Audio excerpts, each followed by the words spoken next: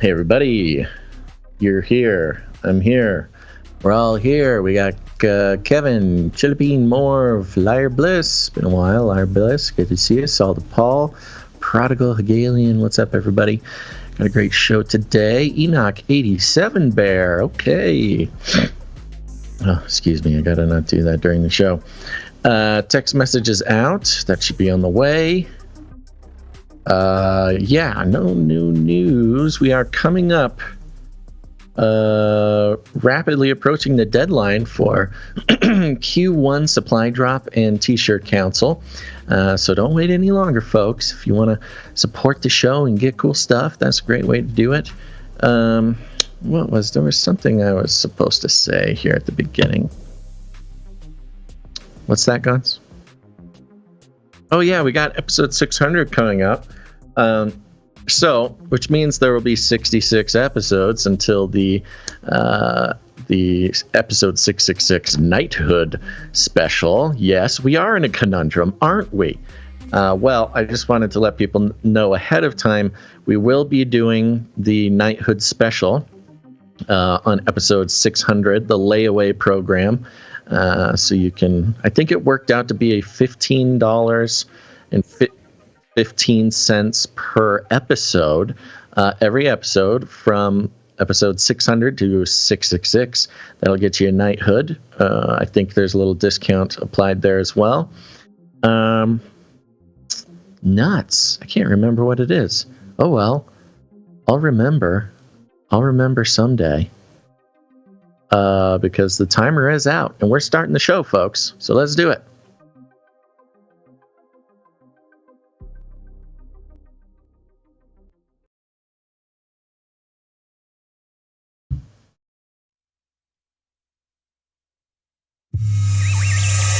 The world is getting crazier. People are acting more and more insane. The end of the world is tomorrow. Tomorrow. There's only one thing to do when the world is falling apart. Listen to Basil and Gonz as they discuss this week's news and events through the lens of Bible prophecy. You are listening to Canary Crime News Talk. You're listening to Canary Crime News Talk. Today is February 24th. 2023. We are live to tape on episode 595, and today, Spirit Crooking. Signing off from off the grid, Razzle Dazzle. I'm your best buddy Basil, and my name is Gonz, formerly of the Face. We're like both the having trouble. Okay, good. Formerly of the Face Like the Sun YouTube channel, director of the Age of Deceit films, your favorite Asian provocateur for Christ, aka the Cabana Boy, live to tape from cold, blizzardy California, to bring you the best news, which is the gospel message of Jesus Christ, while reporting the egregious with a well-rounded, biblically grounded take on world events. Some particularly egregious things today, with today's emergent phenomena being congratulations to the warheads for 1 year of the Ukraine war. Well done. You win. More warfare.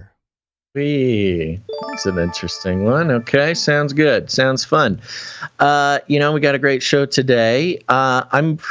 We need to look into this, Gons, just as an update from the chat here. Chris says, "Hey Basil, just watched episode 504. Gons called the chicken egg deal back, talking about Jeff Bezos's boat.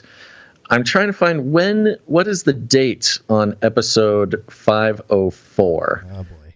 That's at least 6 months ago, I expect. Probably. That's a lot of math for right now. I kind of remember what he's talking about, because this was back when Jeff Bezos's yacht was getting egged by the Dutch. Oh, that's right. I remember, I think yes. You said something about how this was signaling some sort of egg apocalypse. Clip it. Or egg, Somebody egg clip shortage. it. Yes. Let us go viral with our Chris, egg prediction. Yes, Chris, if you could go find that episode and email us a time code on that episode, that would be lovely. Thank you very much. Episode 504, which I believe was titled, I have no idea. My internet's going slow, so I'll let somebody else do the work on that. Part of the streaming process there. But it was, how many episodes ago is that? 91? About 90 episodes. Wow. So it's about Okay. 8 months, maybe 8 or 9 months. Wow, yeah.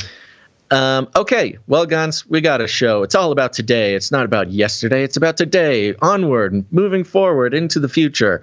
And before we do that, we do need to open up that big old can of disclaimer. It's time for a disclaimer. Now listen up. YouTube. That's right. And just for all the content moderators and censorship managers out there, be they robots or humans, everything you hear on this show comes directly from the mainstream corporate news media.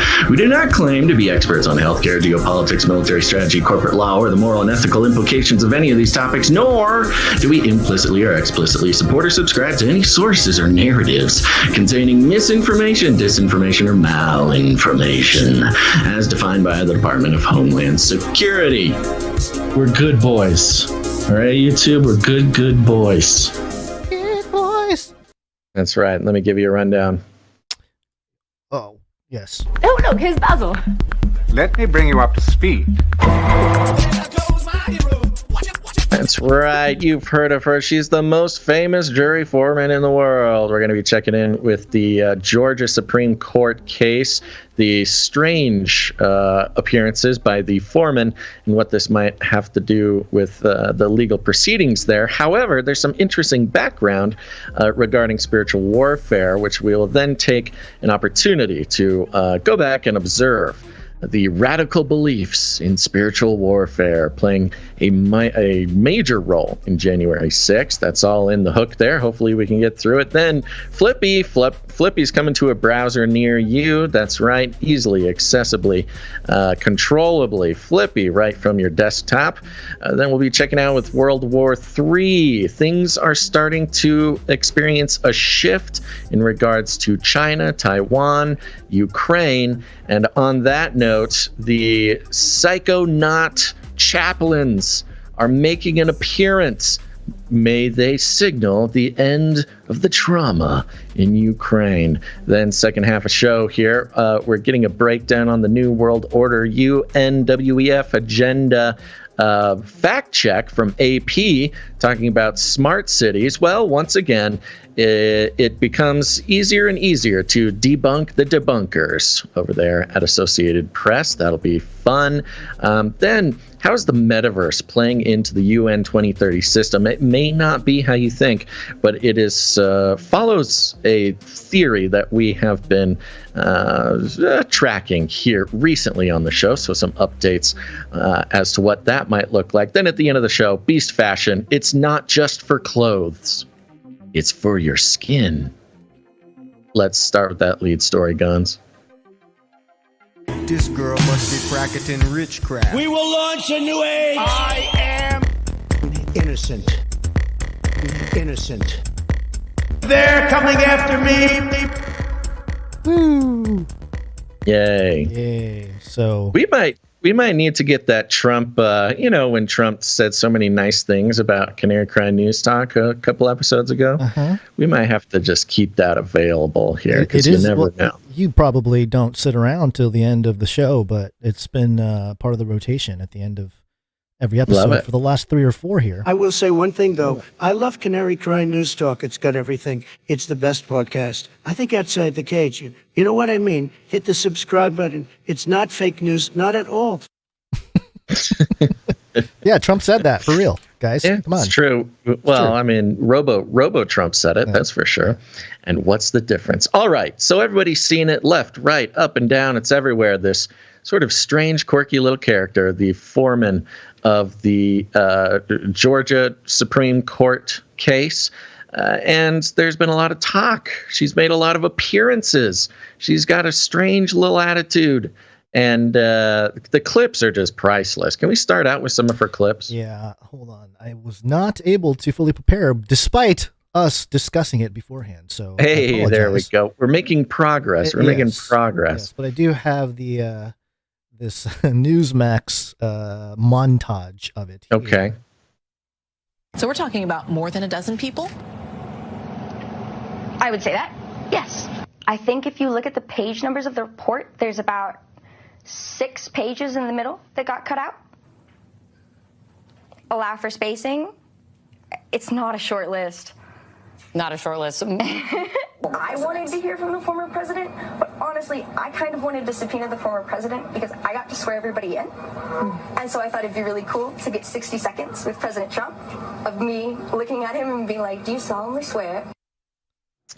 Yeah, just a couple little clips there. This gal, this is a strange gal. And mostly, I'll say this, on a personal note, she seems fine. She seems bubbly. She's fine. But when you are sort of responsible, I mean, she's in an adult role here. You got to act like an adult. That first clip, it sounds scripted. It sounds like a dramatic script. Like, 6 pages. Consider spacing. Yeah, it's a weird thing to air on CNN. A lot of possibilities.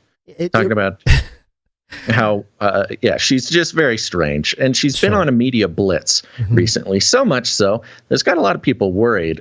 Even from Vice.com here, the headline, did one rogue juror just torpedo the Trump case in Georgia? Oh, no. She ruined it for the rest of us. A couple things that are weird here. Calling her a rogue juror is a little bit deceptive. She's the foreman of the jury. She's the boss juror, responsible for doing all sorts of stuff. So calling her a rogue juror is kind of almost letting her off the hook a little bit. But it goes like this. Grand jury members don't typically do media tours, and for good reason. They risk blowing up the criminal case they've been working on. That's why a rogue juror in Georgia who launched a bizarre media blitz this week right after wrapping up an investigation for former President Donald Trump's activities in the 2020 election has caused such an uproar. I don't know if it's not even about, is it about his activities in the 2020 election? Well, they're trying to make it about that, but clearly there's other things here. There's other layers. Yeah, because this was, anyways, Emily Kors served as foreperson of a Trump-focused special purpose grand jury before emerging from 7 months of near total secrecy to tell multiple media outlets, including CNN, NBC, in a breathless, can you believe it, laughy-jokey tone that her panel had recommended criminal charges against over a dozen people, including famous names and, quote, potentially Trump. She shared a lot more information that grand jurors normally keep secret, too, including her personal impressions of multiple witnesses. She said the Georgia Secretary of State Brad Raffensperger was a, quote, geeky kind of funny. She was so starstruck by Trump lawyer Rudy Giuliani that she shook his hand. Oh, she swore. She shook his hand. She touched him. She swore a state official under oath while holding a Ninja Turtle popsicle she just picked up at an ice cream party thrown by the district attorney's office. And that one's a little weird. She said, is this like a sideways Biden reference? This is like anytime you have an inadequate individual in some kind of position of authority, you just give them ice cream, go in front of a camera. That's an interesting catch. Arrested development type of stuff going on. Yeah, that's an interesting catch. We should keep an eye out for more ice cream signals coming through. Yeah, anytime we're doing media tours, we should be we'll eat ice cream now just to make if we start doing live shows, just excuse me, pull out your ice cream just for I will definitely eat ice cream on stage. Okay. She said some witnesses were forthcoming, like White House aide Cassidy Hutchinson, and others clammed up, like Hutchinson's one-time boss, former White House Chief of Staff Mark Meadows. Being on the grand jury, she said, was, quote, really cool. You know, there's a clip right here in the middle of this. You want to try giving that one a go? Sure. What do you want people to know about this process and about your work? That really, really, when it came down to it, we were just people looking into something. And that's worth it. Did you personally want to hear from the former president? I wanted to hear from the former president, but honestly, I kind of wanted to subpoena the former president because I got to swear everybody in. And so I thought it'd be really cool to get 60 seconds with President Trump of me looking at him and being like, do you solemnly swear? And me getting to swear him in. I kind of just thought that would be an awesome moment. I can see how trying to get the former president to come talk to us would have been a year in negotiation by itself. So it sounds like that was ultimately a battle that you all decided not to wage. Exactly. That's kind of how it ended up, was that, and I'd be fascinated by what he said, but do you think he would have come in and said anything groundbreaking, or just the same kind of thing we've heard? So at some point you don't need to hear 50 people say the same thing. Did you recommend charge? Okay, keeps going on here for a couple minutes. It goes on, and it's just full of these weird little moments. And you know, if her personality is that, you know, some people are funky. I'd probably be a little funky if I was in her position. But it definitely opened up the opportunity for a lot of criticism, not just of her personally, but the way that the case is being handled. One thing pointed out, let's see here, Core's story about the ice cream party at the DA's office, for example, could undermine her appearance of independence from the prosecutor's office, McQuaid noted. Quote, why on earth would grand jurors be socializing with the prosecutors? McQuaid wrote, quote, a grand jury is an independent body and prosecutors are trained to maintain a professional distance and avoid engaging in interactions that could be perceived as influencing their decisions. I mean, throwing an ice cream party for the jurors is kind of a weird thing to do, especially when, I mean, this young lady is exactly that. She's a young person. Do we know how old she is? I know that's rude, but I don't know. I would have to assume she seems, I would guess, mid-20s, maybe 26, maybe at the oldest. I was thinking 24 felt right. Yeah. Yeah. So, and then it goes on about how Trump's attorneys are looking at sort of exploiting this opportunity. Sure. Of course, they have to call it exploiting the opportunity. Sure. I think, so you had the CNN report here. Fulton County judge who oversaw special grand jury in Trump probe says jurors are free to discuss final report. So she's allowed to talk about it, I suppose. But we're burying the lead, Basil. Do you have anything to say about this before we get to the main point? No. I'm just getting the boring stuff out of the way. Okay, the main point. This girl must be practicing witchcraft. I mean, what a prescient jingle, huh? This girl must be practicing witchcraft. This is New York Post. Inside Trump grand jury, 4-person's bonkers Pinterest account, which promotes witchcraft. It's bonkers, Basil. Bonkers. I like that word being used in mainstream media. The forewoman of the Georgia grand jury tasked with probing allegations of interference in the 2020 elections by former President Donald Trump and his associates has a bonkers Pinterest account featuring multiple references to witchcraft and magic spells. Multiple pins from her Pinterest board, purportedly run by Emily Kors, promoted literature about Wicca, witchcraft, and paganism, in addition to several pins devoted to spell casting. The revelation came after Trump, 76, took to his Truth Social platform Wednesday to accuse Kors of being involved in the, quote, greatest witch hunt of all time, after the lead juror went on a bizarre media tour to cryptically discuss the panel's findings. In one of the pins from 2 years ago that was featured, in one pin from 2 years ago that featured a pentagram, a symbol of modern occultism. Oh, is that what the pentagram is? I didn't know it was the modern occultism. I thought it was much older. Cora's 30. Oh, she's 30. Wow. Okay. Hey, she looks great. How old is Sam Bankman-Fried? I don't know. I think he's 30. What is up with that year? Okay. Shared how witches, Cora's 30, shared how witches can, quote, protect themselves during their magic work by casting a circle. Another suggested that beginner witches get started by acquiring sea salt, rosemary, quartz, and incense, among other things.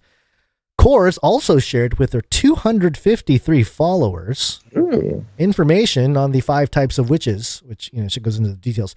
I think it's really interesting that it's the media, and particularly Trump with his Truth Social thing, kind of highlighting the witchcraft side of this story. I don't know. It's a very bizarre thing. So let's be clear. This is New York Post attempting to play in the game to discredit this person because they are, trying to jump into the ring as far as does this mess up the case somehow? Mm-hmm. However, it is interesting because, even during the election, we saw groups of witches, whole Facebook accounts and Telegram channels and all this stuff, all these witches coming together to put hexes on whoever, Trump, and et cetera, this sort of spiritual warfare aspect that has become almost normalized in American politics. Mm-hmm. It's become normal to hear about witches who are casting hexes on politicians for whatever reason. We saw it during the Roe v. Wade situation. We saw it during the election. But it definitely does sort of firmly place a culture war, not just a culture war, but also the spiritual war kind of right at the center of the secular conversation. It's very interesting. Yeah, and we had the clip from Uri Geller, the medium from Israel in the last episode, trying to do some calling on everybody to send good vibes at 11/11 or whatever to keep Putin from pulling the trigger on nukes. Yeah. So this whole thing, this weird 4-person jury person and her witchcraft on one end, I think this is actually meant to mobilize the Christian nationalism. So you see, I also call myself a Christian nationalist, and that's not a bad word. Wash your mouth out with soap. Your dirty mouth needs a bath. So a couple weeks ago, Yahoo News published this article, actually a week ago. Radical beliefs in spiritual warfare played a major role in Jan 6, an expert argues. So, here we go. 2 weeks after President Biden was declared the winner of the 2020 elections, a group of Christian pastors stood on stage inside a non-denominational church in a suburb of Phoenix, rising Phoenix, whipping the congregation into a frenzy of prayer mixed with violent and bloody imagery. After 45 minutes of singing and a request for money, and another 45 minutes of remarks from featured speaker, the real show began. A rock band began playing anthemic background music while a procession of self-proclaimed prophets came to the stage to weave a tale of war between good and evil. It was emotional, it was exhausting, and it was relentless.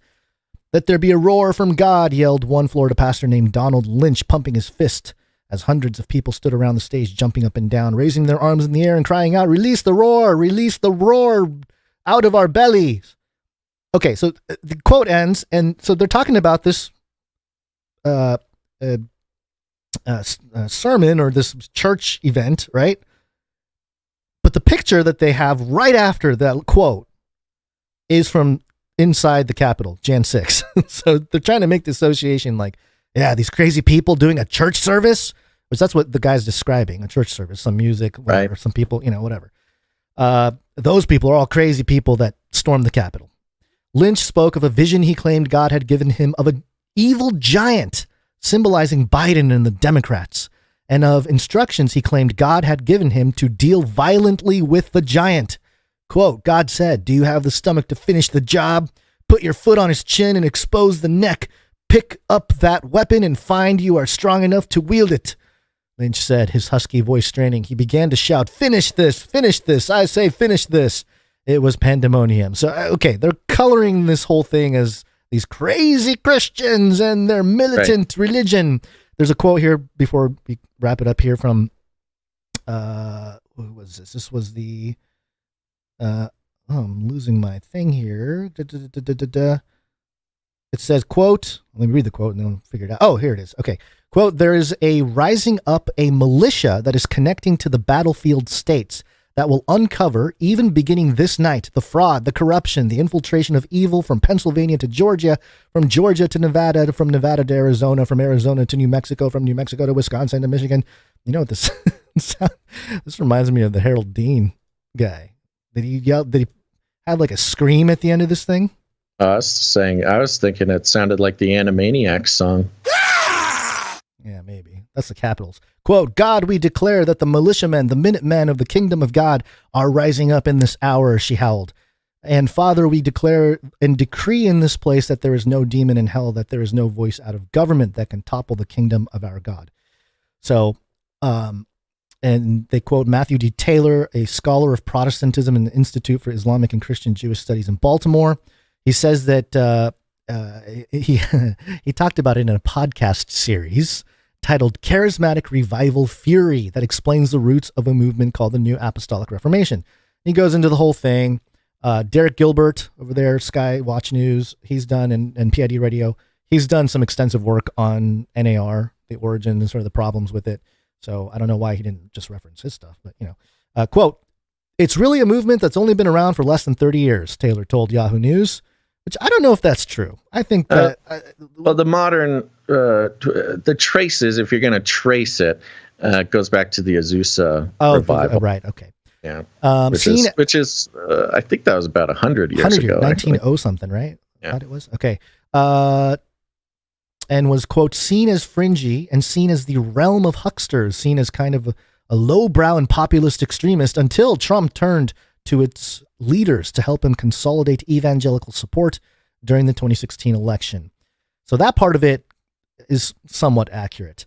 And then it says this, the NAR has also been very hard to track, Taylor said, because of the intentional way in which its founders were anti-institutional, anti-denominational, and built a quote-unquote mesh network centered around individual leaders. So funny. Large followings. They're just talking about non-denominationalism. Yeah, just independent people.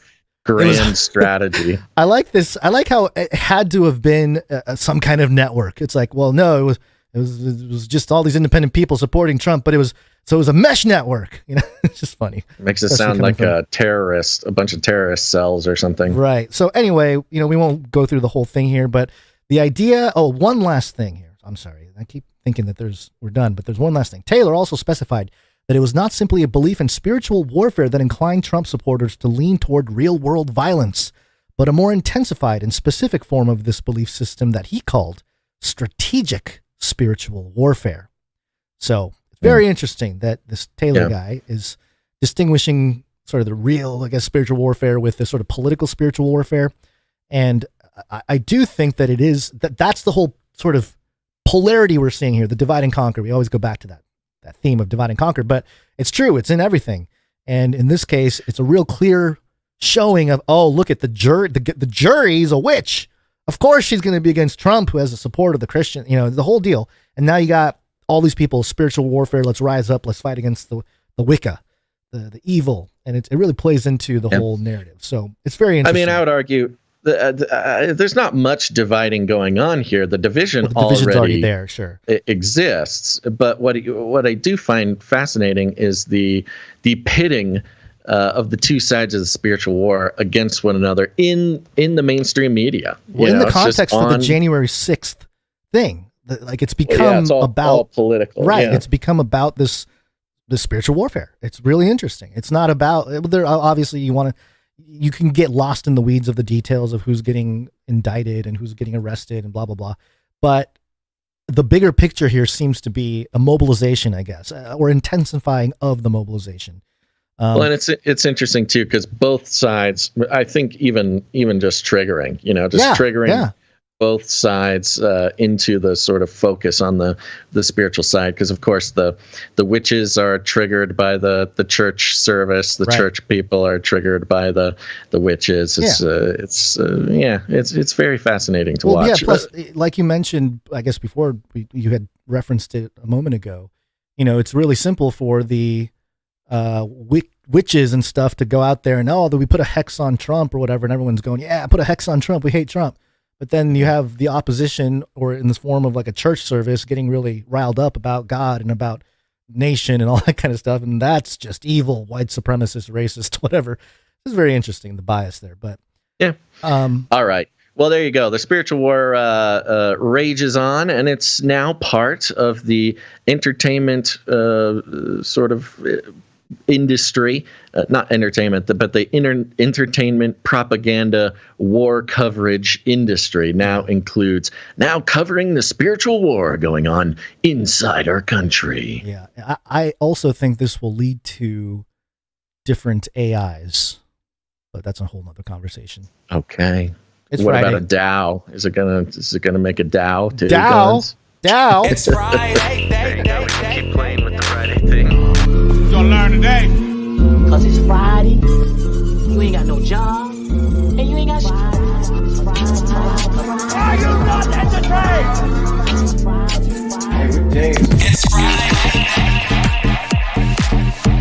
It's Friday.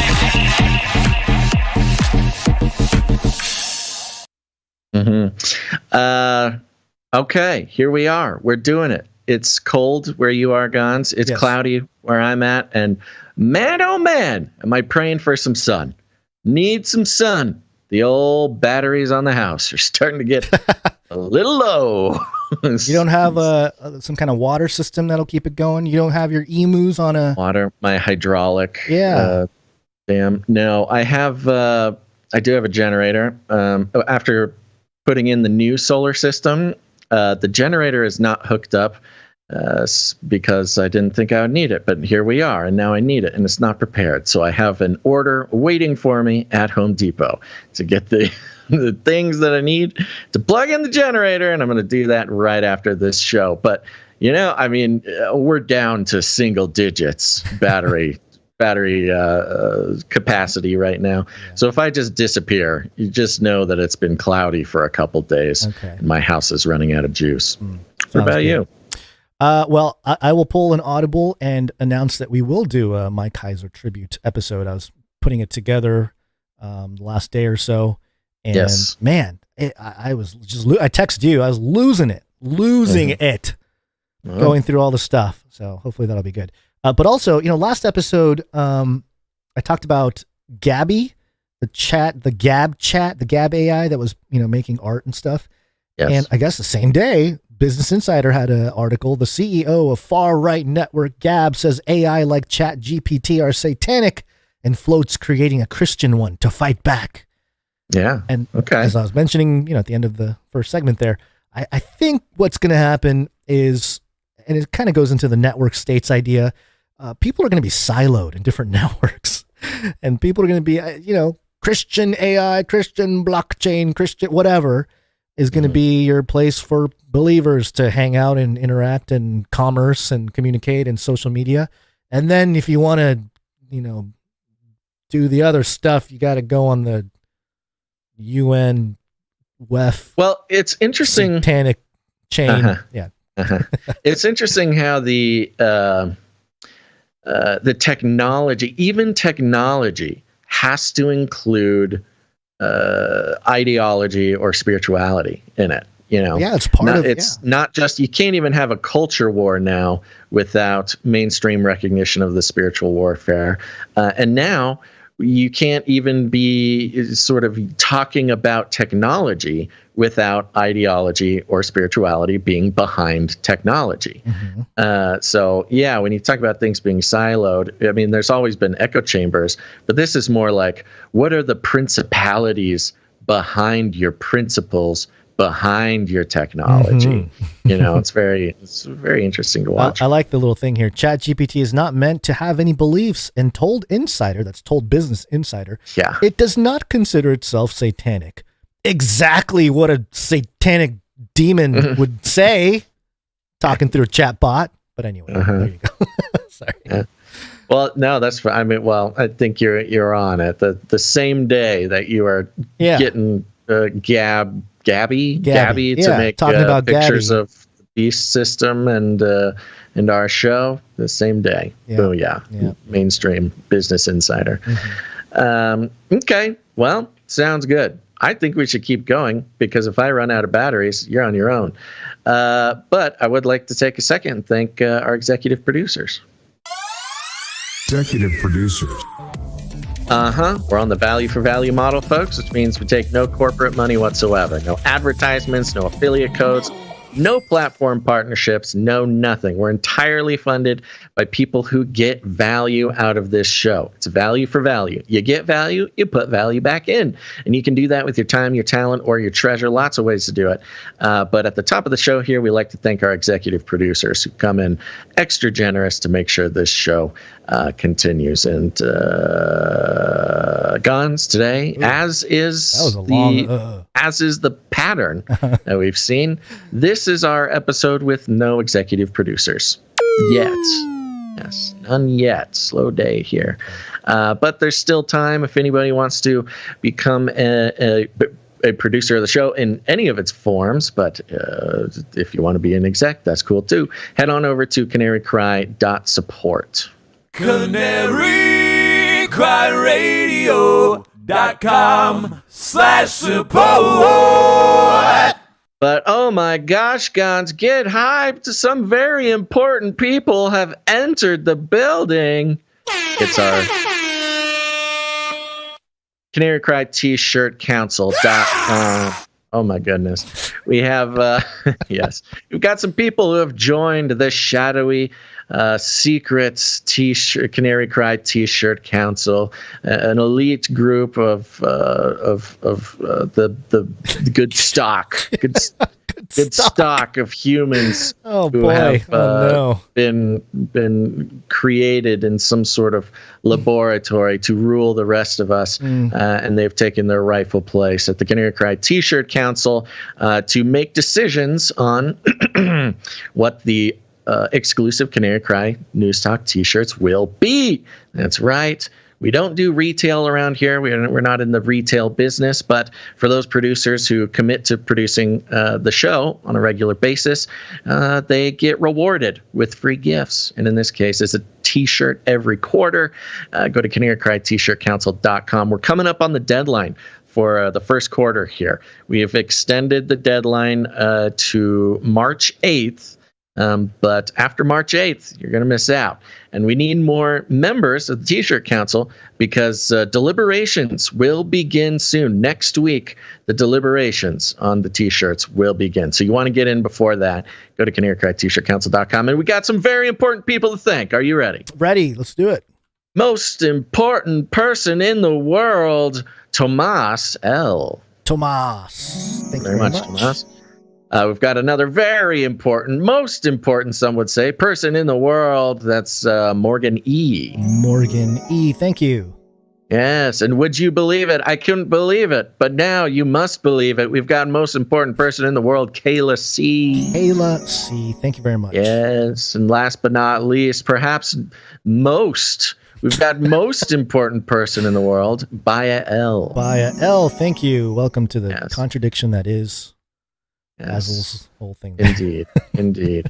Thank you so much to Tomas, Morgan, Kayla, Baya for joining the Canary Cry T-shirt Council. You too, dear listener, can leave the realms of the lower classes and ascend to the dark shadows of the ruling class by going to canarycrytshirtcouncil.com. Go sign up there.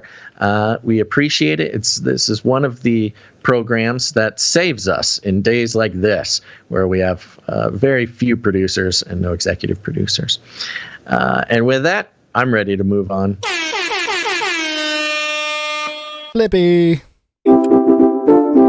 Flippy update. Do you want fries with that? Right, it's time for the Flippy update. Flippy is our colloquial name for the disembodied robot arms that are taking our jobs, enslaving our children, and flirting with our spouses. We use talking about Flippy as a way to explore all the new, fun, and exciting ways that robots are taking over the world and how there's nothing we can do about it. Today's Flippy update comes from Hackster.io. Hackster.io. Headline: Chrome extension enables robot arm control over the internet. Dun, dun, dun. For those of us who grew up in the days of Netscape, Google Chrome's capabilities are pretty amazing. It does, of course, allow for the basic internet browsing, but that's just the beginning. By installing extensions, one can make Chrome do all kinds of neat new tricks. One extension, Chrome Remote Desktop, lets users control a remote computer that also has the extension installed. Engineer Zero took advantage of that extension to control this robot arm over the internet. Ooh. The robot arm Engineer Zero used in this project is a $43.95 model from OWI kit called the Robotic Arm Edge. It is the kind of cheap robot arm intended for kids with an interest in STEM, which has pretty underwhelming capability thanks to the basic controller. Like an RC car. It lets the user move the robot arm around, but doesn't let them incorporate any kind of logic. To fix that, Engineer Zero replaced the original controller with an Arduino Uno development board. The Arduino receives commands via serial from an old laptop computer and controls the robot's arm's 5 motors through L9110 drivers. That dramatically improves the capability, as Engineer Zero can enter precise movements, make the robot arm respond with logic to different conditions, and create pre-programmed movement routines. It also lets him control the robot from anywhere in the world through the internet. Dun, dun, dun. So I thought this was fun, interesting, as I've been, of course, looking for ways to integrate a robotic arm into the show, into the Canary Cry Canarium, the universe. It'll be real hands-on. Everybody has a robot arm at home, and we control it to... Ooh, that'd be fun. Yeah. I was thinking about setting up a robotic arm and putting it on like a web cam and then just letting producers play with it. This might be a good way to do it. Now, I am a little concerned, however, because as we know, the robots are most dangerous when they can speak to each other, when they have access to the internet, when they can, be controlled from vast distances. And the fact that this, I think Chrome is currently the most used browser in the world. I could be wrong, but it's certainly at the top of that list somewhere.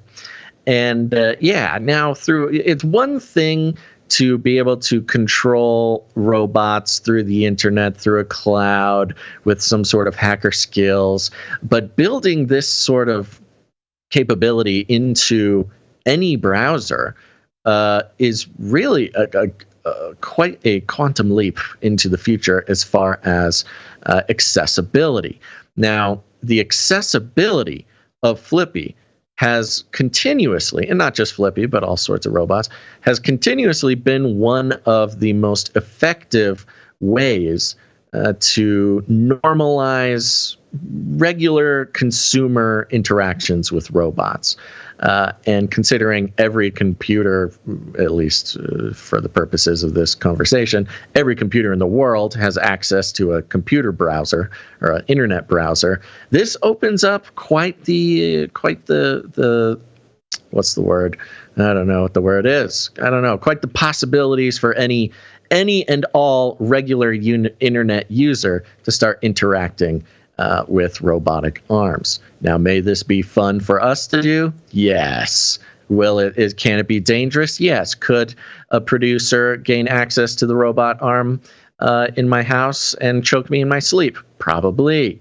But will that be the way that I die? Probably not. There's 100 other ways that I would die before this happens. But it will make for an exciting addition to Canary Cry Party. Sounds good.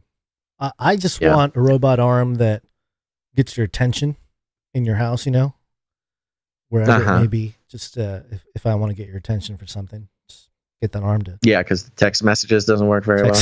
Or that's what it could be. I could just text message, and it'll automatically fire up the robot arm to find you and. I really want to get a robotic arm that can hold my microphone and move with me as I blindly move my head around in this VR headset. Knocking my face on this microphone is probably the number one thing holding us back in this in this podcast. Number one thing, huh? Number one. We're doing everything perfectly. The only reason we have not taken over the world is because I keep hitting my face on this microphone. But who knows? Maybe that's a better use of the producer finances who came in to fund the replica experiment. Maybe we can move that over to the Flippy, the Canary Cry Flippy. I don't know, choke Basil out while he sleeps experiment. I don't like that. Okay. Whatever you want to do, buddy. This arm was for kids, man. The arm was for kids. Yeah, and you got to make it all scary and choky. I'm just saying you can't let your guard down. True. And you shall hear of wars and rumors of wars. Welcome to Chinese news.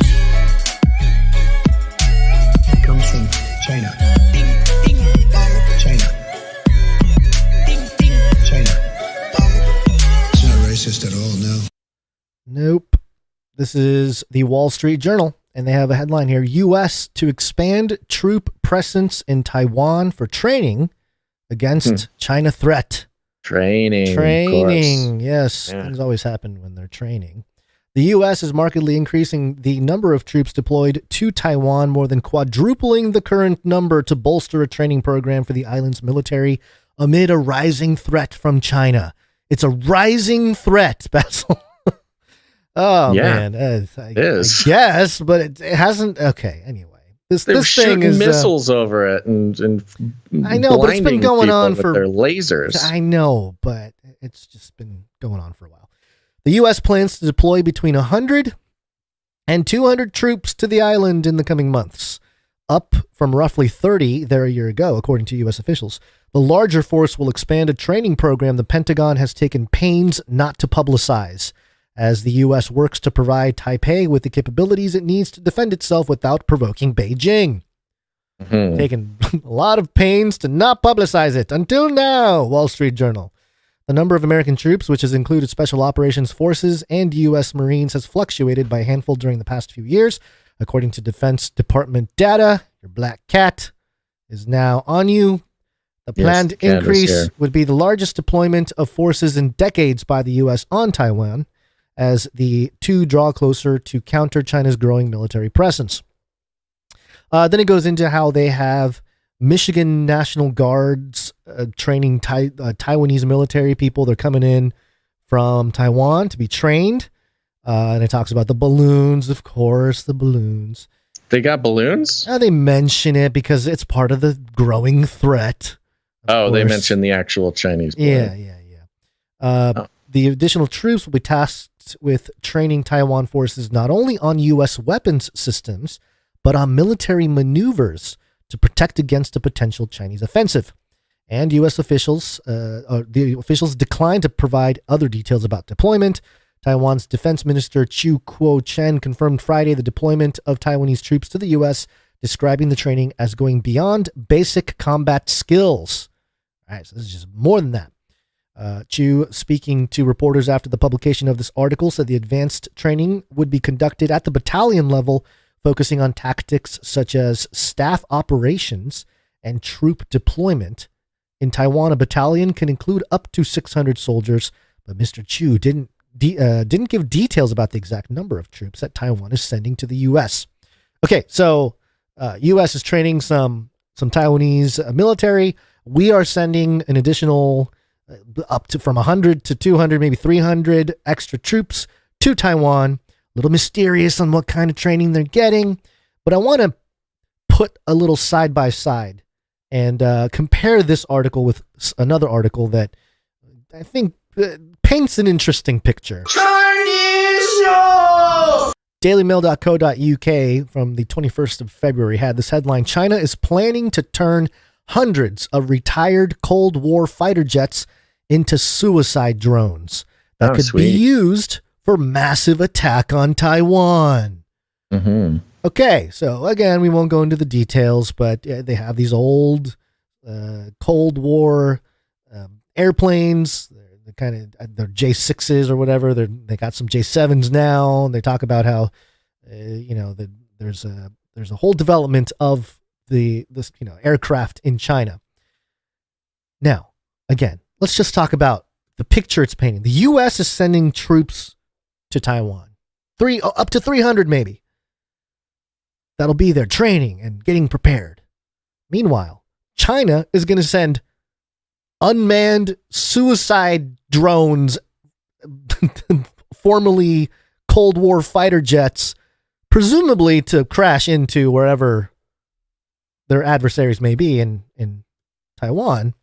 I don't know that there's a good end to this. It sounds like it's going to be bloody, unless the tactical information that we are not receiving from the U.S. side is, we got our own drones. That's what we're training. We're training the Taiwanese to have to unleash our own drones to defend the island nation against their suicide drones. Well, yeah, I'm sure they have some. We just sent them some air defense systems like last month or something like that. And that's probably what they're getting trained on. I mean, it is not to be sort of scoffed at, the positioning going on right now for transferring at least U.S. military attention, specifically to Taiwan, to defend against China. And the variety of different activities on both sides. I mean, for us to be sending over quite a large number of troops for training purposes is kind of a step up from what we've seen. However, we have been slowly ramping up military support for Taiwan. However, that has been strained recently, as we heard that a lot of the missiles, a lot of the surface-to-air missiles, a lot of the weapon systems that the U.S. had promised to Taiwan had gotten packed up and sent to Ukraine instead. Whoopsie daisies. I think it's put us like 5 years behind or something on something we had promised Taiwan. There's an obvious sort of shift going on. And I think we can see it in some of the reporting, or some of the language at least, with some of the news coverage regarding possible winding down in Ukraine. One of the interesting ones was AP, of course. The headline was, China issues peace plan. Zelensky says he'll await details. Fight for Ukraine. New world order. Yeah, China called for a ceasefire and peace talks between Ukraine and Russia on Friday. That was today. And Ukrainian President Volodymyr Zelensky cautiously welcomed Beijing's involvement, but said success would depend on actions, not words. So today, this morning, kind of one of the biggest moves from China, because we had been seeing, well, the article kind of mentions it. Let's do this. Okay. Beijing claims to have a neutral stance in the war that began 1 year ago, but has also said it has a, quote, no limits friendship with Russia, and has refused to criticize Moscow's invasion of Ukraine or even refer to it as an invasion. It has accused the West of provoking the conflict and, quote, fanning the flames by providing Ukraine with defensive arms. Quote, I believe that the fact that actually, you know what, that last part, by providing Ukraine with defensive arms, is a little bit of, needs to be fact-checked by AP, because that's not, I read the at least a big bulk of the text of China's release or whatever for the ceasefire. Yeah, and it wasn't, they didn't quite say that the West fanned the flames by giving weapons to defensive arms to Ukraine, but you know, this is the AP. They're putting out the propaganda. Oh, I got something to say to AP a little later in the show. AP. Okay.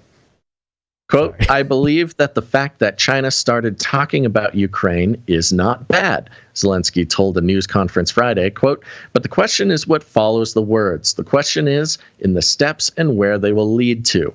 The plan released by China's foreign ministry mainly reiterated long-held positions, and analysts said Beijing would be an unlikely broker. But some observers warned that Ukraine and its allies need to tread carefully, saying that the rejection of what China sees as its peace overture could move Beijing closer toward providing arms to Russia instead. And that's kind of the key aspect of this. We know, China has over and over again talked about their limitless friendship with Russia. However, they've kind of timidly said that they don't like that the war's going on and war is bad. But, we need to all be reasonable here. And it was only recently in the past couple weeks that there were rumblings of China getting ready to, materially support Russia. By sending arms and other things like that. Originally, they did send what was it? They sent like some humanitarian stuff to Russia, which they claimed were just like blankets and I don't know, food or something. But there was talks about them sending arms. Now, which is an interesting turning point for China, because they are simultaneously claiming to be neutral, yet supportive of their friend Russia, but considering sending them aid, which would really make them not so neutral anymore.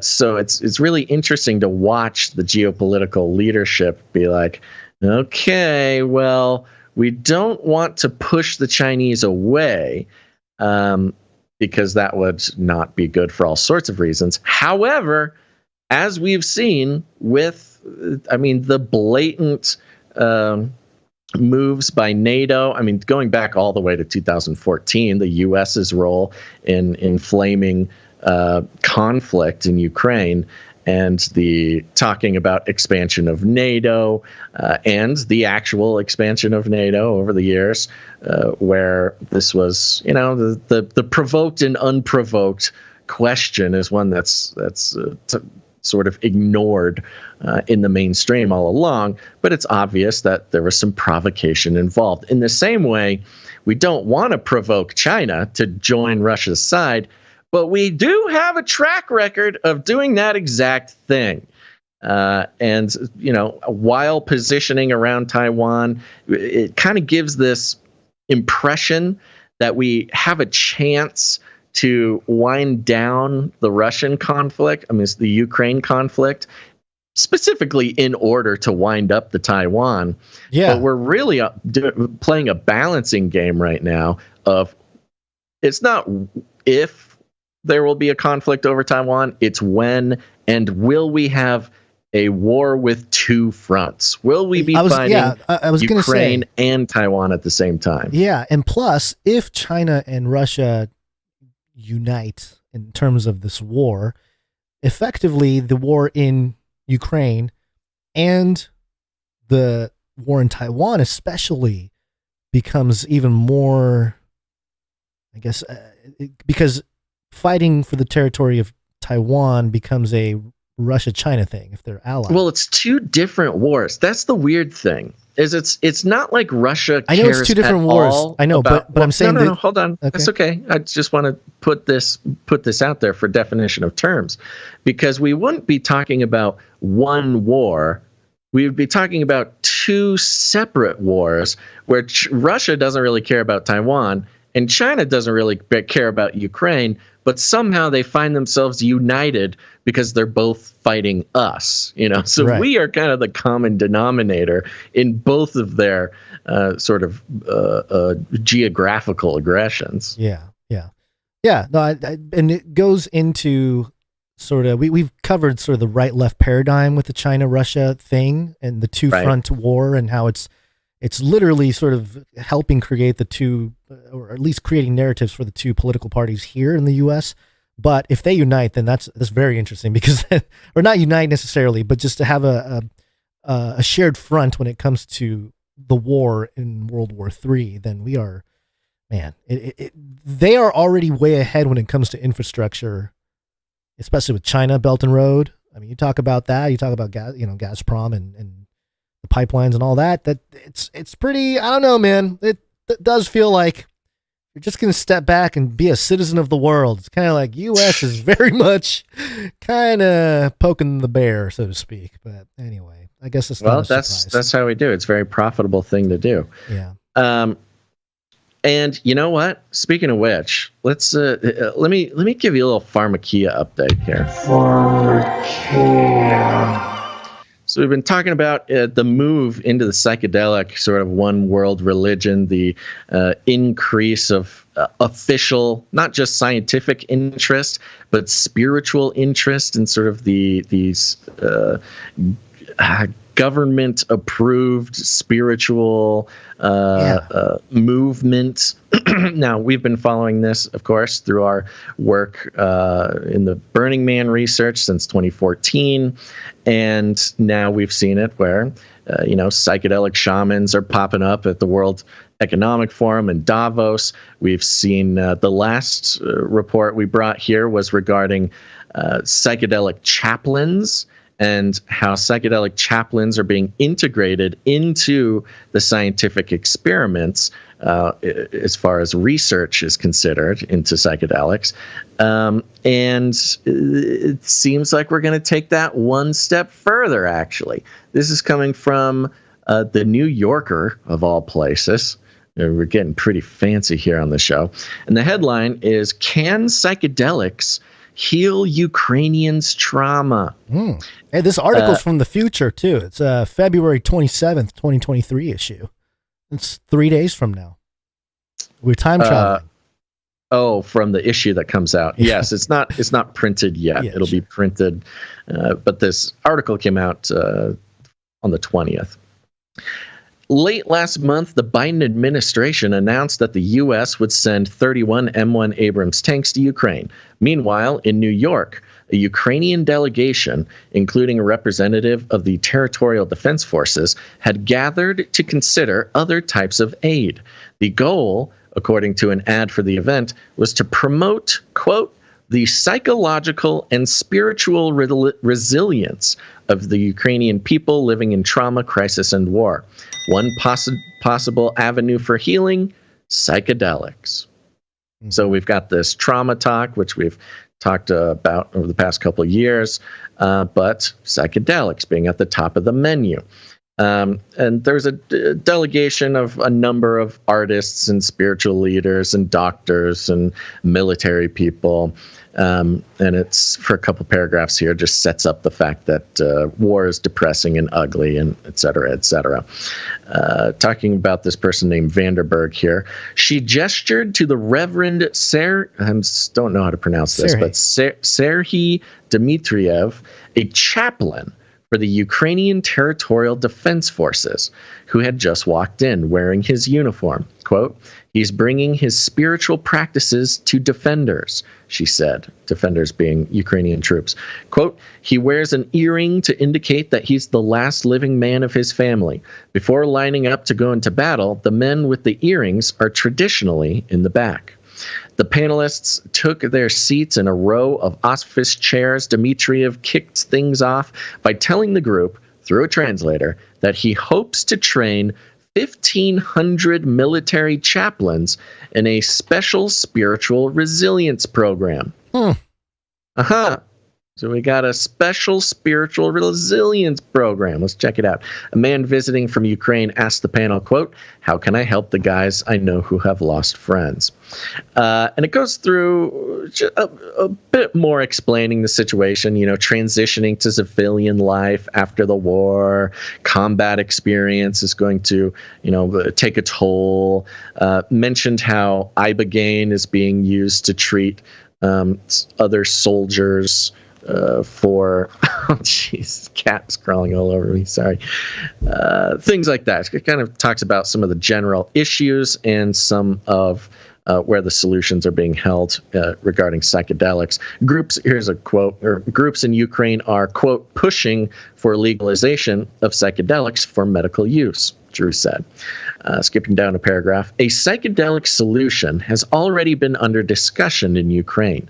After the panel convened, Yuri Blokin, who moved from Kyiv to Canada and who runs the North American branch of the Ukrainian Psychedelic Research Association, was reached by phone. Quote, "Ayahuasca saved my life after an episode of depression," he said. "Then I met an Army Ranger, and we started using it to help special ops veterans. We want to make sure that when the war in Ukraine ends, there are world-class options, and it can become an additional stream of revenue for Ukraine." So kind of talking about legalizing... Baby. Yeah, ayahuasca in Ukraine, because places like Costa Rica and Mexico, it's kind of big business having these ayahuasca retreats, mostly from Americans and Europeans. can't get it otherwise. He added that there was, quote, a critical mass of open-mindedness in Ukraine, and mentioned, quote, the government's dynamic startup culture. Blokin wants to train therapists who will treat Ukrainian refugees in the use of psychedelics. Quote, it's not a good idea to use psychedelics in country during war, he said. Setting is really important, and you want a safe space. So, maybe not implementing this psychedelic therapeutic system in Ukraine right now while the bombs are going off, but part of the reconstruction, the spiritual reconstruction of Ukraine. Yeah. Well, it makes sense to all the stuff we've been looking at over the years and the development of it. And certainly how convenient to have these psychedelic, the psychonaut chaplains ready to go to help all those traumatized Ukrainians, and then also make some money, baby. Make the money with the psychedelics. I know. I thought that was a pretty funny part of it. Honest about that. I know. Like, that's kind of the thing, is that you want to kind of scoff at it, but they are being, in the conversation of rebuilding Ukraine. Yeah. Not only rebuilding it spiritually for refugees, but rebuilding it financially. Yeah, I'm sure BlackRock would want to get in on it. It's just crazy how the military-industrial complex can sell the weapons to have war, and then they have people like BlackRock go in there and sponsor things for post-war to rebuild. Totally. And, I mean, it's part of the. It's part of the business model. It is, and I wonder if BlackRock is involved with this particular. You got some BlackRock high-level guys going in there like, hey, man, I know how to save all those traumatized Ukrainian brains. Well, you got to remember, I mean, of course, BlackRock is attending Davos. Yeah. And, you got the psychedelic shaman in Davos. Who knows? Maybe they got some investment in some of these companies. But, talking about the sort of broader meta shift around the world to the secular religion, you talk about a one world secular religion. People have theorized that it's going to be some combination of the Abrahamic religions, Christianity, Judaism, Islam. But I think as far as a secular religion goes, it looks like psychedelia is becoming the number one option. And they're already establishing a priesthood, the chaplaincies all around the world. Right. And we've talked about the bridging between the reenchantment topic of bridging between the traditional forms of medicine with this new sort of psychedelic nature type of stuff. And it really covers a whole lot. It covers a lot in the Gnostic realm. It covers a lot in the pagan realm. So it's very useful in that way. And it's connected to an experience. They're always looking for an experience, Right. So I think that's fascinating, especially in light of today, where people want that real life encounter. Well, that's certainly one way to do it. Yep. So we'll keep an eye out for that. But I think it's, they're already talking about the end of the war. You've got financially the rebuilding of Ukraine. You've got the spiritual rebuilding of Ukraine. Everybody's talking a lot about rebuilding once the war is over. It kind of feels like, and this on the 1 year anniversary of the start of the war. It was on this day 1 year ago, we were reporting on the initial invasion. I like how China is kind of like, hey. Stop sending the weapons to Ukraine. Send it to Taiwan. We want to fight. China wants it. Well, see, that's what I don't. Fight. We want to send our suicide drones. Come on. Yeah. Well, everybody's invited to the party. What party? Great. CanaryCry.party. Go to CanaryCry.party. Put it in your URL. Hit enter. You'll find a tree of links that leads to everything from where to listen to the show, watch the show, how to produce the show, how to connect with us and the community. Welcome to Canary Cry Party. It's the place you wanna be. So say, welcome to Canary Cry. Gameplay, Canary Cry Party.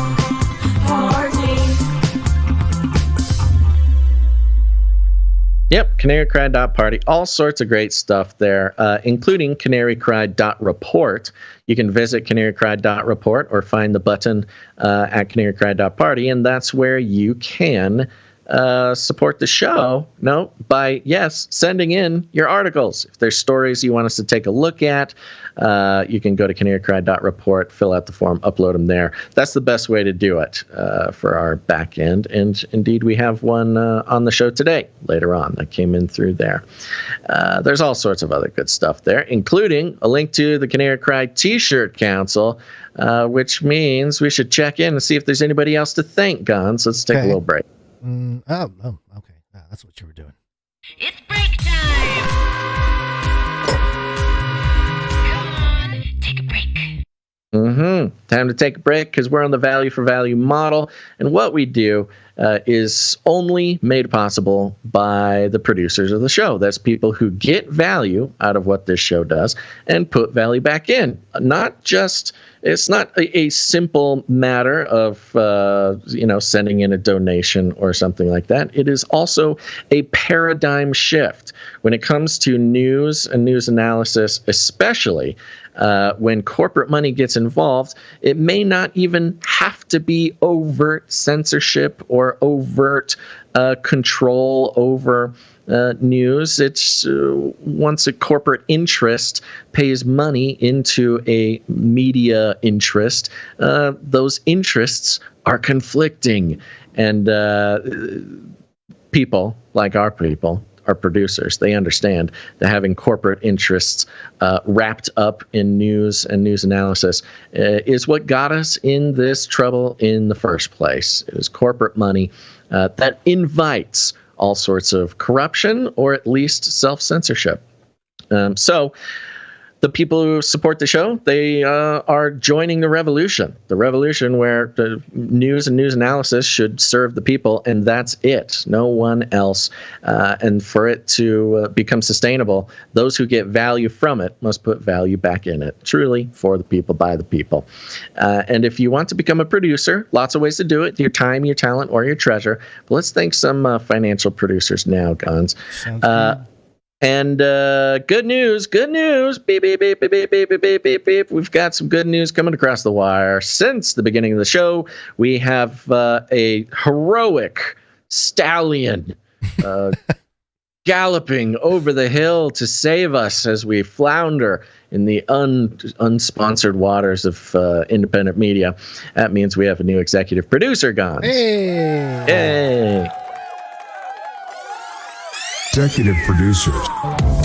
That's right. They're big, they're tough, and they're the ones who save the show, and it must be saved. They're our executive producers. And we have our executive producer we're going to thank right now is executive producer Michael L. Michael L. Yes, thank you very much, Michael L. A rousing round of applause.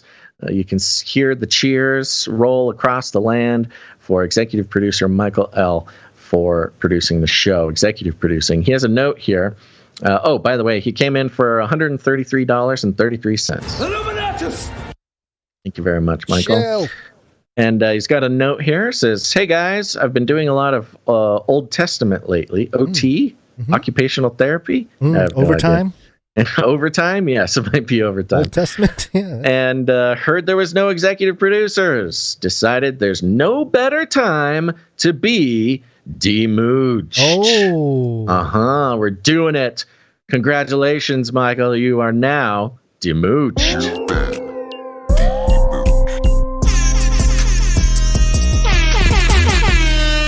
Love to see it. Love to see it. Another one demooched. Thank you very much, executive producer Michael L. The note continues. Been a long-time listener since Age of Deceit 1 and was sad when Gonza's first channel went down. I know.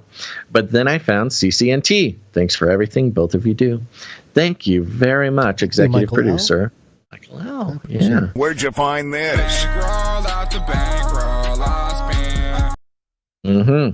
Okie dokie. Now, beep, beep, beep, beep, beep, beep, beep, big news. That's right. We've, since the beginning of the show, we had another most important person in the world come on in. Are you ready? Yes. Yes. This new member of the Canary Cry T-shirt Council, their name shall ever be remembered and probably put on a plaque somewhere. That's most important person in the world, Pocojo. Pocojo. We are going to clothe you. We will keep you warm. What? Oh, with the T-shirt. T-shirt. Yeah. Okay. Come on. Sorry, everyone who had to hear that. Yes, thank you very much, Pocojo. And there's still time if anybody wants to join the Canary Cry T-shirt Council, help us make decisions, and then receive the high-quality Canary Cry News Talk T-shirts. It's the only way to get them. We will not be selling them retail. And just to remind everybody, the producer of these shirts is also the... Wait, how am I saying this? The shirts are being made by Canarians. So we're not sending, to get these manufactured, we're not sending them off to some big T-shirt printing company. We're not sending them off to get printed in China and shipped all the way back here. There is a listener, a producer of this show. That is producer Isaac, who's responsible for the Canary Cry supply drop. He's been doing it for free for over a year now. And we worked out a way that the Canary Cry T-shirt Council will support him, support his family, support his business, and he's making these excellent quality shirts printed by a Canarian in America. So not only are you supporting the show, but you're supporting a Canarian just like you who has given so much to the show. So thank you very much, Pocojo. Go to canarycrytshirtcouncil.com. All right.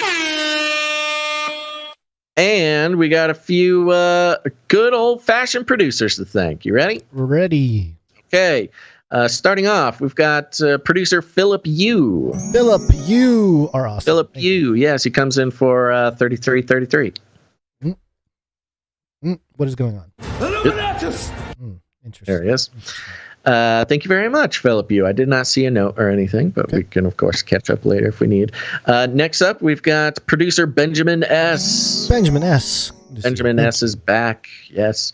Comes in with a nice round number, which means we don't disclose it. And a little note that says, praise God, glory to Jesus. Thank you, producer. Thank you, Benjamin S. Yes. We've got producer Malik W. Good to see you, Malik. Thank you very much. Yep, nice round number. Thank you, Malik. We've got Sir Moore of Night of the Burning Chariots, 1111, 198 episodes in a row.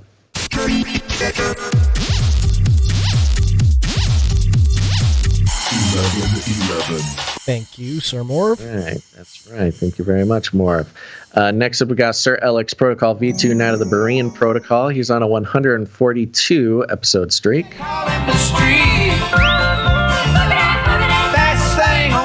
Thank you, Sir Alex Protocol V2. Indeed. I'm getting back to the thing here. I think, we have producer Runk Smash comes in. Thank you, Runk Smash. Yep. And today, I believe, I'm seeing a note here, Gons, and you can confirm, is Runk Smash is a triple threat producer today. Triple threat. I believe that is correct. Is that true? I think so. He's got the producer here. He has a microfiction, and he sent in a story. So I think that about covers all of it. I couldn't remember what the three things were, but that sounds good. Okay, you got that triple threat jingle for him? No, I don't. Oh, okay. Well, I'll read his note while you figure that out. Okay. It comes in a nice round number. Let's see here.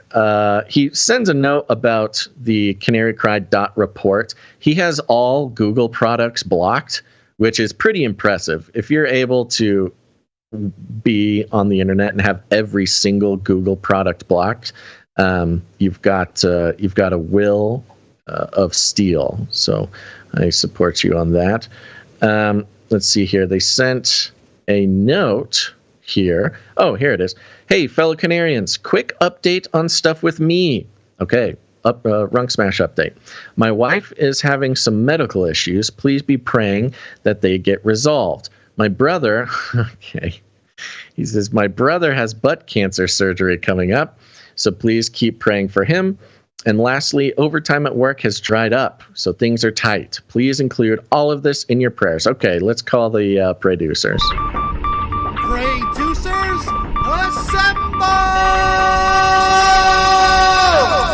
That's right. Producers around the world, they are producers just like you who are committed to praying for the show, praying for the producers of the show, and just good old keeping us nice and healthy in the prayer realm here. So, producers, put it in your journal or just get on it right now. We're praying for Runk Smash. We're praying for Runk Smash's wife having some medical issues. Praying for Runk Smash's brother who continues to fight the colon cancer, I believe, and has some surgery coming up. So prayer, and the overtime at work has dried up. So prayers for Runk Smash, his wife, his brother, his whole family, that the Lord step in and not only take things take the reins, but also provide peace and comfort and security and all these important things to make it through a hard time, Runk Smash. We're sorry to hear about that. Yeah, we'll be praying for you. I cannot find a triple threat jingle. I know I feel like we've had it. Yeah, we for sure had it. But I can't find it in the emails, either email, and I can't find it in the drive there. So really, we've played it before. It's not just on your board somewhere. It could be. I don't know. There's hundreds of jingles on the board, but they're not all. Okay, we'll have to keep that. We'll find it. We'll have to keep it on the board. We owe Runk Smash a triple threat producer jingle. Okay. Apologize, Runk Smash.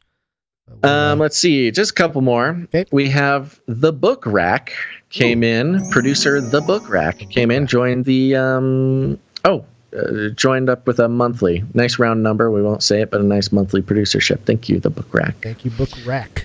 Last but not least, we've got producer Trevor G. Thank you, Trevor G. Coming in for the 777 and has officially gotten a 3-episode streak. He's heating up.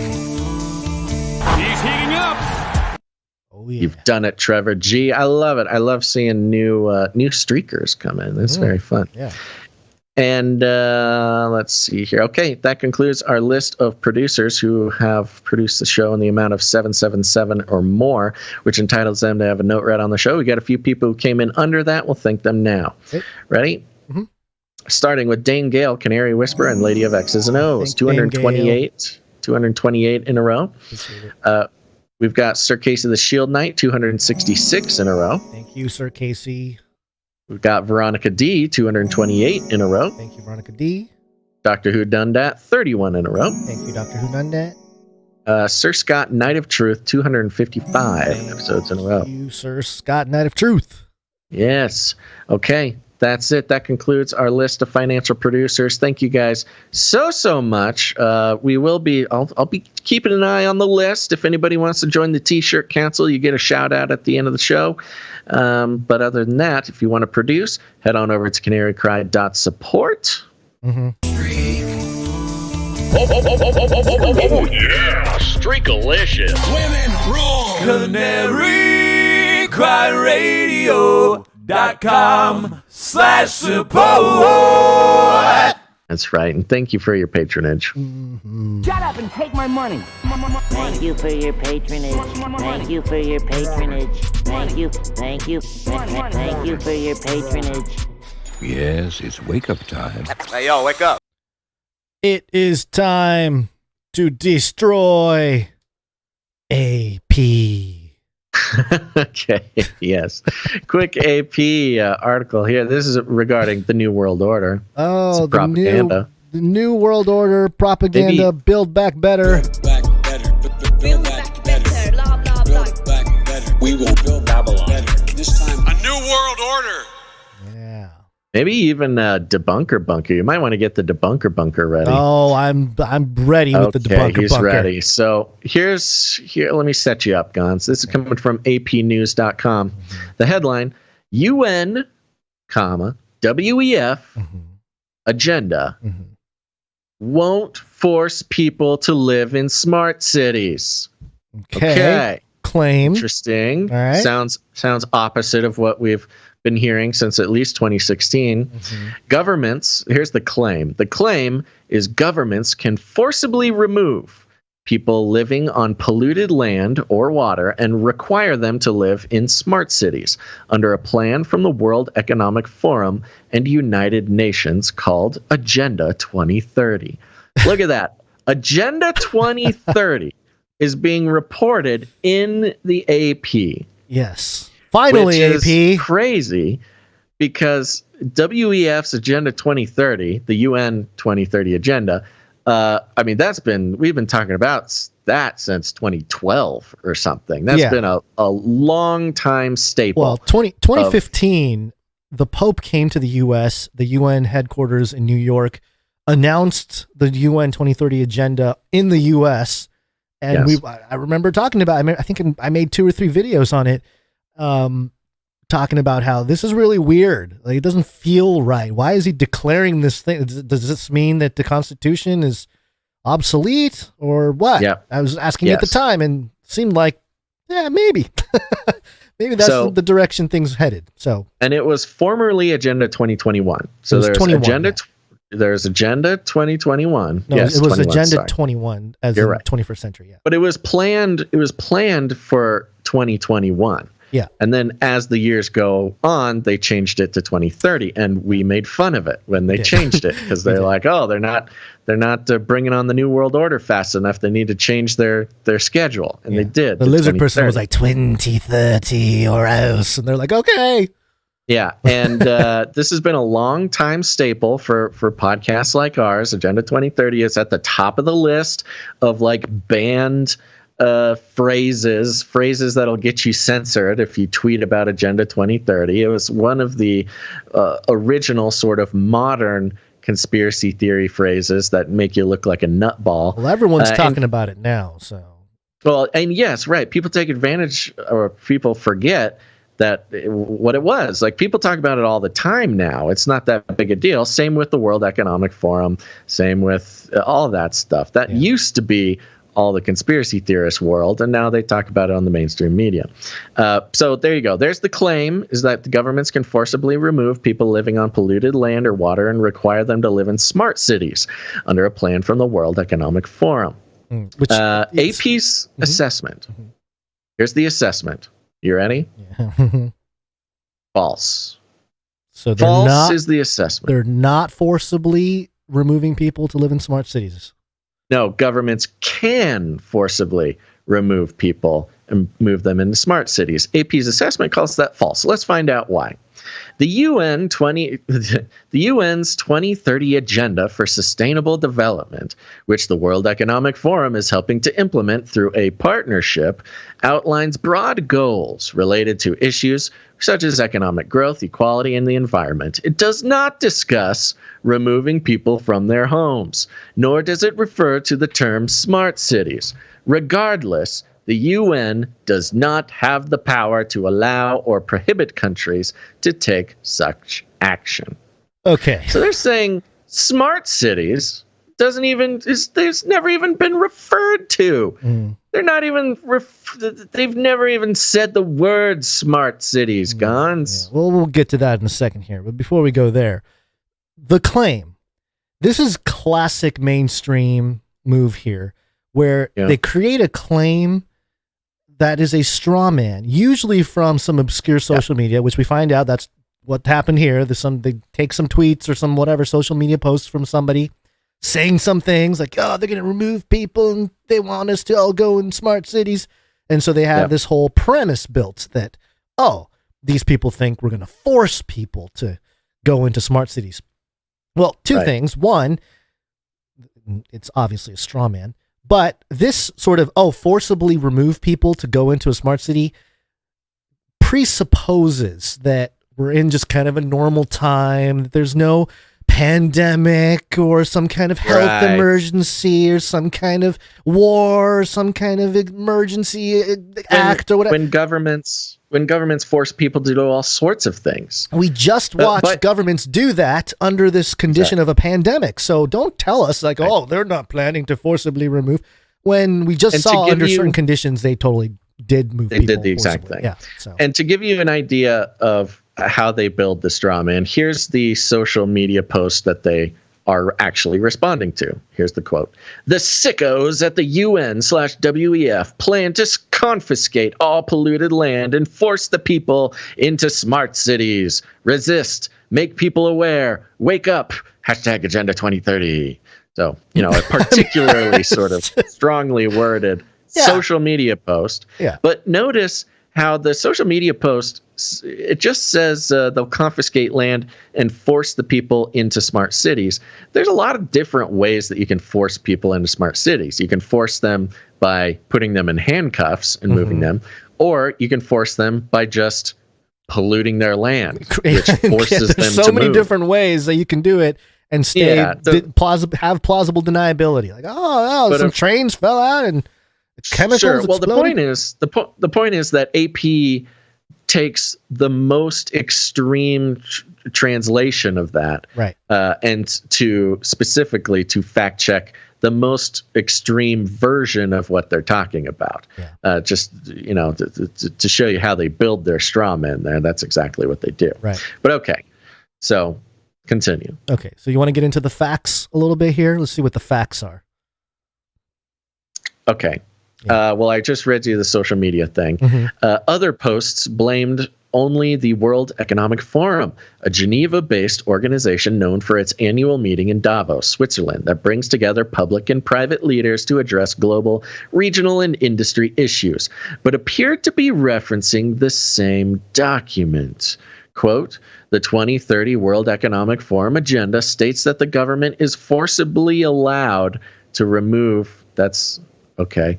Oh, this is another post. It's a quote. The government is forcibly allowed to remove residents. Not allowed to forcibly remove, but forcibly allowed to remove residents if the land and the water are too polluted to live on, the woman states in an Instagram video. Quote, the government will force these residents to live in smart cities. The residents do not have a choice to opt out of living in a smart city, or they do not get to stay on the polluted land. Is this starting to make more sense now? But Agenda 2030, this is AP, but Agenda 2030 does nothing of the sort. And neither the UN nor the World Economic Forum has the ability to grant governments such power. That was never the claim, but okay. The plan was adopted in 2015 by the UN General Assembly, the main policy-making arm of the governmental intergovernmental organization, which includes all member states. In 2019, the UN and the WEF signed an agreement that outlines ways the organizations can work together in order to quickly implement Agenda 2030's goals. So I like how they're like, some people referencing the WEF as if they're thinking they're talking about the UN. Right. They did have a partnership agreement in 2019, but let's not talk about that. Let's just keep moving on here. Well, it's the same thing. They're like, look at this one crazy person that got one fact wrong, and let's tell you the fact, which is pretty close to exactly what the person said, but it's different. The agenda strives for universal peace and prosperity over a 15-year period. How's that going? With 17 broad goals, such as, quote, end poverty in all its forms everywhere, and, quote, make cities and human settlements inclusive, safe, resilient, and sustainable. Multiple goals, including the latter, cite reducing pollution as an aim, but the agenda does not direct nor give governments any new ability to dictate where people live. Any new abilities. Any new ability to dictate where people live. That's really sneaky right there. It's very, very sneaky. You're right. It does not give any new abilities because those governments already have the ability to do that. Yeah. Each government has their own way to move people where they want to move them. Quote, it does mention that one of the goals is to reduce the adverse impact of cities on the environment with measures like improving waste management and air quality, but at no point does it talk about removing people from their land, even if this is polluted. Florencio Sotonino, a UN spokesperson, wrote in an email to the Associated Press. Sotonino also pointed out that the document does not even mention the term smart cities. Other UN initiatives have used the phrase, but the term is generally just used to refer to cities that utilize technology to improve operations. The term smart cities has proliferated recently alongside misinformation about so-called 15-minute cities. I've never heard of that. Have you heard of 15-minute cities? Yes. Yeah. Which people have falsely claimed are designed to confine residents to their neighborhoods. Yeah. Jan Zoff, A World Economic Forum spokesperson also said in a statement that the aforementioned claims about Agenda 2030 are false and that the organization, quote, has never made such a statement, regardless of Agenda 2030's contents. Neither. What? Regardless of the contents? How is this the fact part of the AP analysis? Hey. Regardless of Agenda 2030 contents, neither the UN nor the Forum can force sovereign governments to take a specific action. So now they're talking about forcing governments, which was never the claim. The governments are not forced to do these things. The governments willingly participate. Yeah. In Plus, these the things. people in power in those seats usually are the ones who, according to Klaus, penetrate cabinets. Yes. Those are the ones. They are members of the World Economic Forum. Doesn't mean the UN is forcing governments to do anything. So another straw man. Quote, the premise that the UN can allow or prohibit countries from doing something is false, Soto Nino wrote. Okay. Yeah, publicly documented maybe, but certainly weird things happening under the table. But also, again, it's not about them allowing or prohibiting. Yeah. It's that's not what it's about. The UN isn't sort of an enforcement agency. It's a collection of all the world governments who agree on how they want to run the world. She continued, quote, the UN does not have an enforcing mechanism. The UN's member states did adopt the Agenda 2030 and the Sustainable Development Goals in 2015. What this means is that countries pledge to work to achieve the goals and targets in the agenda. But it's up to each country to decide how to go about this. The UN cannot force countries to implement the goals. Notice how much they focus on this idea that the UN can force countries to do stuff. Half the entire article is about debunking the idea that the UN can force countries to do stuff, when that was never the claim at all. That was never the claim, that the UN can force countries to do things.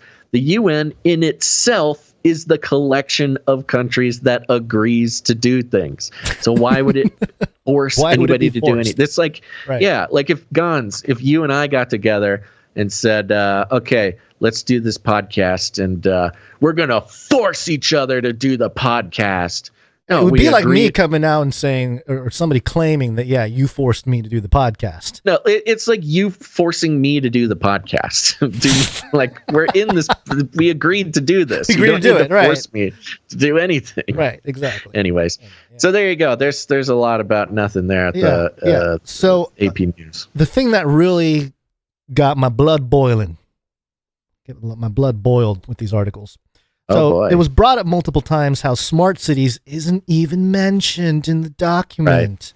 Right. Now, this is a very nefarious thing that they did here. Very sneaky. Because at the very beginning of the article, they have a hyperlink to the website about the 2030 Agenda Sustainable Development. You go there, you click on it, and surely that's what it is. It's the UN .org/2030 agenda, transforming our world, the 2030 agenda for sustainable development, the preamble, the blah, blah, blah. It goes through the whole thing. And it's kind of like an overview. And I guess it goes through some of the points they want to, figure out. And I guess I've highlighted stuff here. Vaccines for all, vaccines and medicines for all. Those highlights are probably from a while ago. Yeah. I've been on this page. So anyway, the document is here, and I did a word search, and smart cities is not mentioned in this particular iteration about Agenda 2030. However, you just go on the exact same website, go to the little search bar up top there, you type in smart city or smart cities, doesn't matter. And what do you get? 115 results. Document after document. Or a presentation after presentation of them, the UN, talking about the smart cities in the context of Agenda 2030. And the article even says, there's other things that the UN does that's kind of a smart, but not the Agenda 2030. Bull hockey. I just clicked on one random one. Yeah. It doesn't appear in the one document that they link to, referring to, but they write about Agenda 2030 smart cities 115 times on their website. Okay, look. Okay, so here I just clicked on a random one. Okay, out of the 130, one of the first 10 or so. United Nations Human Settlements Program, UN Habitat. It says here, what decisions or new strategies has the governing body of your organization taken to guide the implementation of the 2030 Agenda and the SDGs? Provide a brief summary below, and it goes into the whole thing. And then, of course, down here, people-centered smart cities, driving sustainability, blah, blah, blah, blah, blah. By 2030, 20 national governments, 200 cities, and 300 tech companies will have implemented smart city guidelines. So don't give me this nonsense, AP, and the UN spokesperson, what's her name? Soto or something? Whatever her name is. I'm trying to find it here. Soto Nino, Florencia. Yeah. Florencia, I guess you're doing your job. You're getting paid to do it. But no, still, it's really incredible. It's really incredible how the AP, is trying so hard to state that. I mean, they even do a great job of appearing to try to be fair, like be neutral or whatever. True, or factual at all. I mean, there's a way to be so factual as to lie. And that's what they do. They are so specifically factual about, smart city doesn't show up in this one document as to lie by telling the truth. Because the truth is, that one document doesn't say it, but their entire plan of Agenda 2030 is saturated with the idea of smart cities. Yeah, it's unbelievable. I can't believe the boldness of them even saying what they say here in this article. And I guarantee that in conversation across the world, maybe when smart cities are brought up in any context between maybe like a truther type and more of a, establishment type, they're going to repeat what this article says. Oh, if you look carefully, it doesn't even say smart cities in the UN 2030 agenda document. And then if you don't know your facts, you'll be kind of, oh, really? Yeah. Well, and they'll start arguing. And part of the problem is they'll get stuck on the wrong, they'll get stuck on the wrong point. I mean, half of this article is about how the World Economic Forum can't force anyone to do anything. And it's like they'll sit there until they're blue in the face trying to convince you that the World Economic Forum can't force you to do anything. And the point is they don't need to force anybody to do anything. The countries have already agreed. You can't force somebody who has already agreed.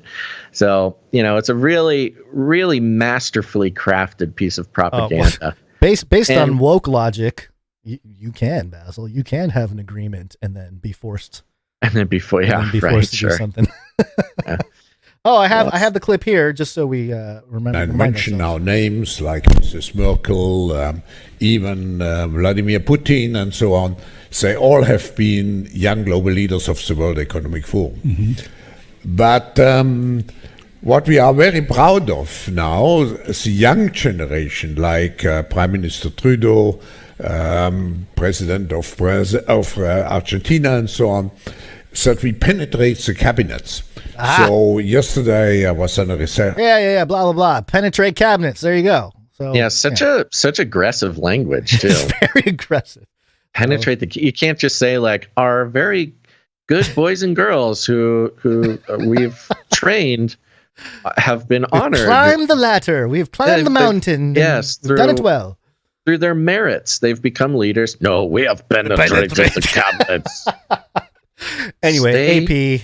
Stay away from my cabinets, Klaus. AP, you are debunked. Get to the bunker! The debunker bunker. Doesn't get any better, though. Welcome to the Metaverse. This is Fox News reporting pedophiles are using the metaverse to lure unsuspecting children, according to police data. Of course they are. Of course they are. It says here, the UK National Society for the Prevention of Cruelty to Children, NSPCC, published a damning report Wednesday that showed the metaverse is being used by perverts to sexually exploit children. They used the word perverts? Yeah, they did. That's it. What is the outlet here? Fox. Oh, it's Fox. Okay. Yeah.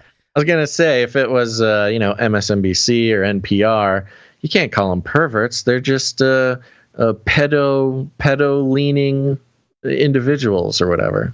What was I forget the acronym.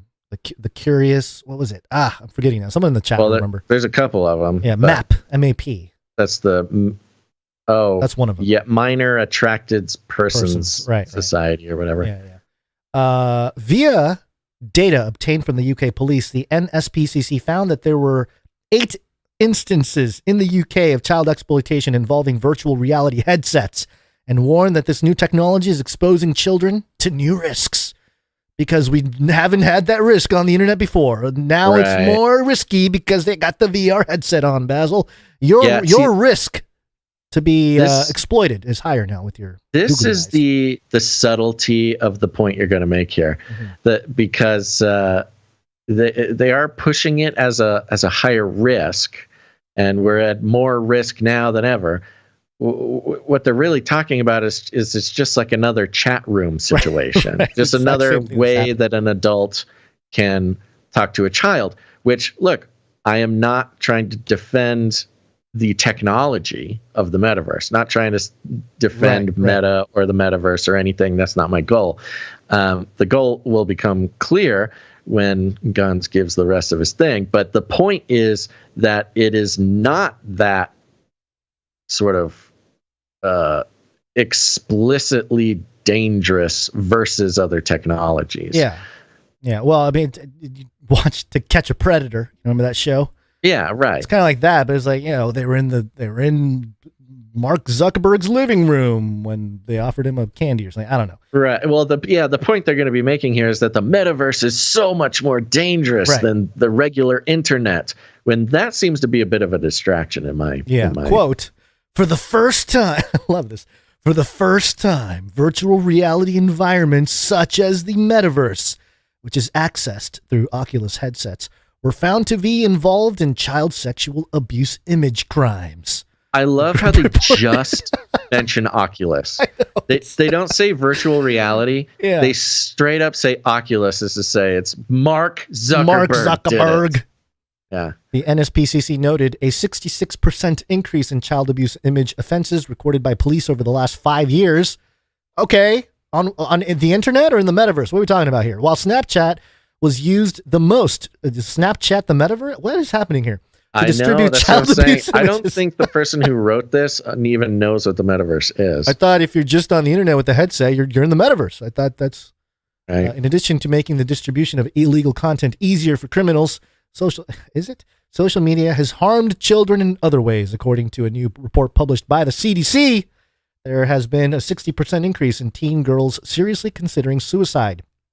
Many studies have also linked adolescent social media use to increased feelings of loneliness and social isolation. Don't worry, kids. The AI is coming to companion you. Meta and other big tech companies have been the focus of public and regulatory scrutiny, both in the U.S. and abroad in recent years, over concerns about free speech, misinformation, online harassment, the sharing of illegal materials, and foreign influence campaigns. In a statement about the new report, NSPCC Chief Executive Sir Peter Wanless, who is a sir, Sir Peter Wanless called the increased occurrence of child abuse, quote, increasingly alarming, but reflect just the tip of the iceberg of what children are experiencing online.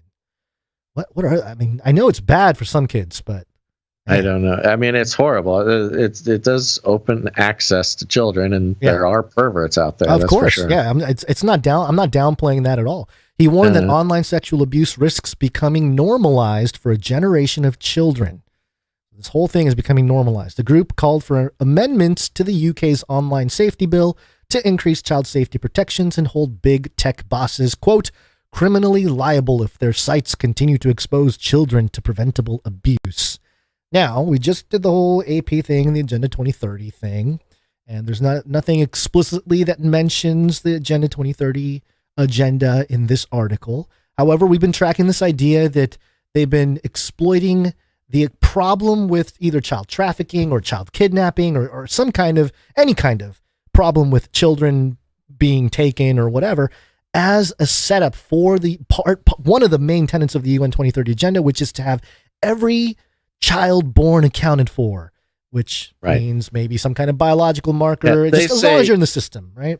Right. They say accounted for, but kind of the smart cities thing, you go other places and it's, chipping your kid, Right. it's putting your kid on the blockchain, putting your kid's finances in the hands of the government. It's this Hegelian dialectic of the problem, reaction, solution, the problem of missing children, exploited children, all of these things. It's getting worse and worse and worse and worse. So let us chip your kids, put your kids in, state facilities. They wear their health armband. They use their government savings accounts. They, et cetera, et cetera. It's full integration into the system. So let me tie it back to, let's go back to the UN website, okay? Because we love the UN website. sdgs.un.org. Watch out. You might get fact-checked by AP, Gons. There's a paper published on the UN website. It is titled Metaverse for UN SDGs, an exploratory study by Amjad Umar, Harrisburg University of Science and Technology.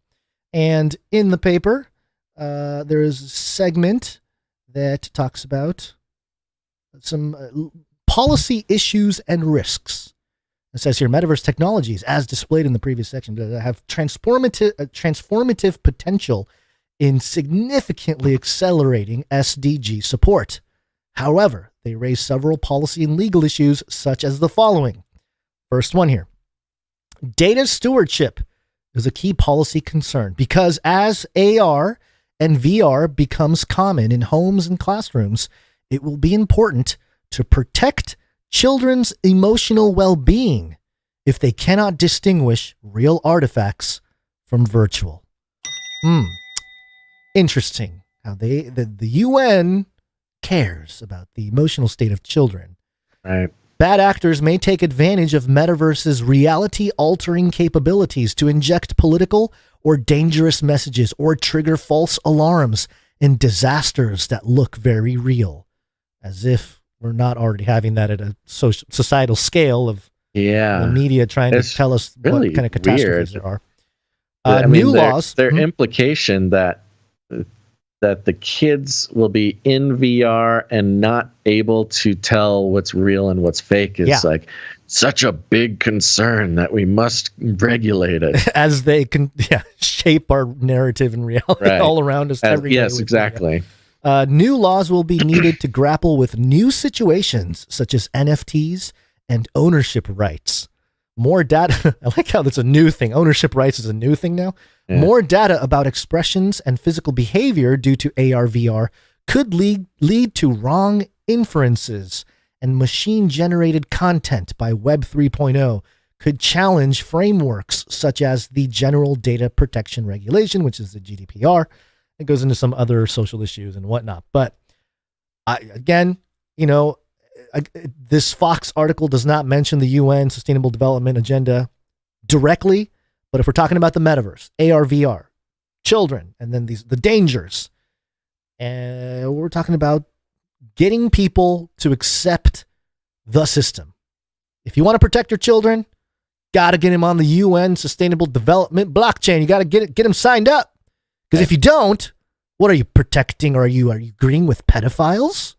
Yeah. Are you pro pedophile? Is that why you don't want to participate in this program to make sure that every child is accounted for? Only a pervert wouldn't want to microchip their kids. Yeah. See, it's a very interesting Hegelian dialectic being said. Yeah, here. and if you missed last episode, folks, there was another story that played into this as far as the money, the bank accounts. It's kind of a weird one because we talked about they're basically harnessing the leftover emotional engagement from Pizzagate. Yeah, Pizzagate, QAnon, the whole or thing. Or Epstein. Right. Yeah. And then, but instead of, pointing it to the people committing the crimes, it's pointing it towards the government to protect the kids. Or international institutions to have the plan, the blueprint. You can't force any of these people to do it, Basil. You can't force sovereign nations to do anything. It's not so much, and I even just mean on a personal level for any individual who wants to help the children, where before it was track down, prosecute, punish, crime committers, perverts. Put them through the system, the judicial system that we have in this country. Yeah. Yeah, this harnesses that same emotional trigger and that same emotional energy and points it in the direction of give the government more abilities to track your kids. Yeah. You know, it changes, it redirects the passion for protecting children to accomplishing Agenda 2030. Yeah, and the timing of it to me is just perfect, because you had that big fervor of a bunch of people learning about, and the whole narrative that the mainstream strawmanned a little bit about Hillary in the basement and this whole Pizzagate thing. But a lot of people, you know, just normal people seemingly started to complain about, the pedophiles that run the country and the world. And once Epstein was public. There was that huge sentiment. And so even at the time, I remember saying, like, be very suspicious about what kind of solutions they're going to be presenting, because it's not going to be good. Yeah. Like, well, how are you going to get around this? You got to surveil everybody. That's the only way to make it safe around here. So, interesting. That's right. Okay. Are you ready to? I think we should take a look at some art.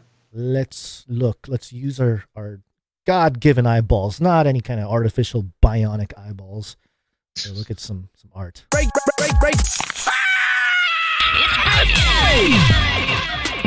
This is break. Don't just consume the content, but become the content. Become the content. All right, we're going to take a moment to thank our producers for contributing with their God-given talent. If you get value out of the show, think about providing value back by helping us build the community the culture behind the community here at Canary Cry News Talk. And we invite you to display your God-given talents, whether it is of the sight or of the hearing or both. And we just ask that you make it part of the show. We're going to start off with a speak pipe. Please leave a message after the tone. At the tone, please record your message. Leave a message. Beep. Message. Go to canarycrynewstalk.com. Look for a green tab on the right side or the bottom. Click on it. It'll give you a little pop-up that allows you to send a message to the black cat that has become I know. Your lap cat. This cat has been attacking me all show. I'm going to go let this cat out. Okay. Yeah, I'll be right back. All right. Okay. There goes Basil there. All right. canarycrynewstalk.com. Look for a green tab on the right side or the bottom. Click on it. It'll give you a little pop-up that'll allow you to record a message of up to 90 seconds, and it will be sent to us, and we shall play it or not, depending on whether you want us to or whether we think it's appropriate for the show. We have a message here from Sea Monster. Basil, can you hear me? Does he live in a castle? Why does it take so long to get the cat out? All right. Okay, let's play. Actually, I want Basil to hear this message, so I am going to stall for about 30 seconds, give him a moment to see if he comes back, and in the meantime, why don't we do this? Let's go to, real quick, some audio production, and we got one here. Audio production.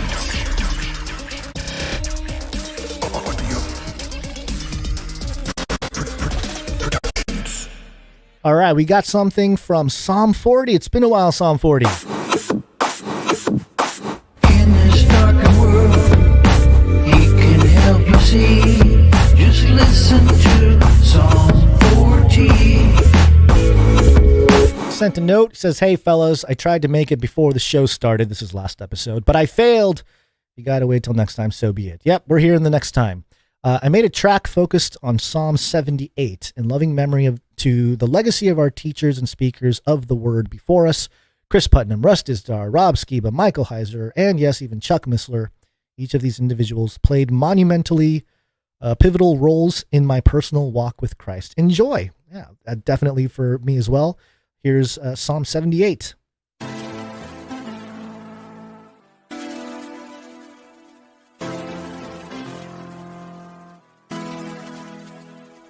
Incline your ears to the words of my mouth.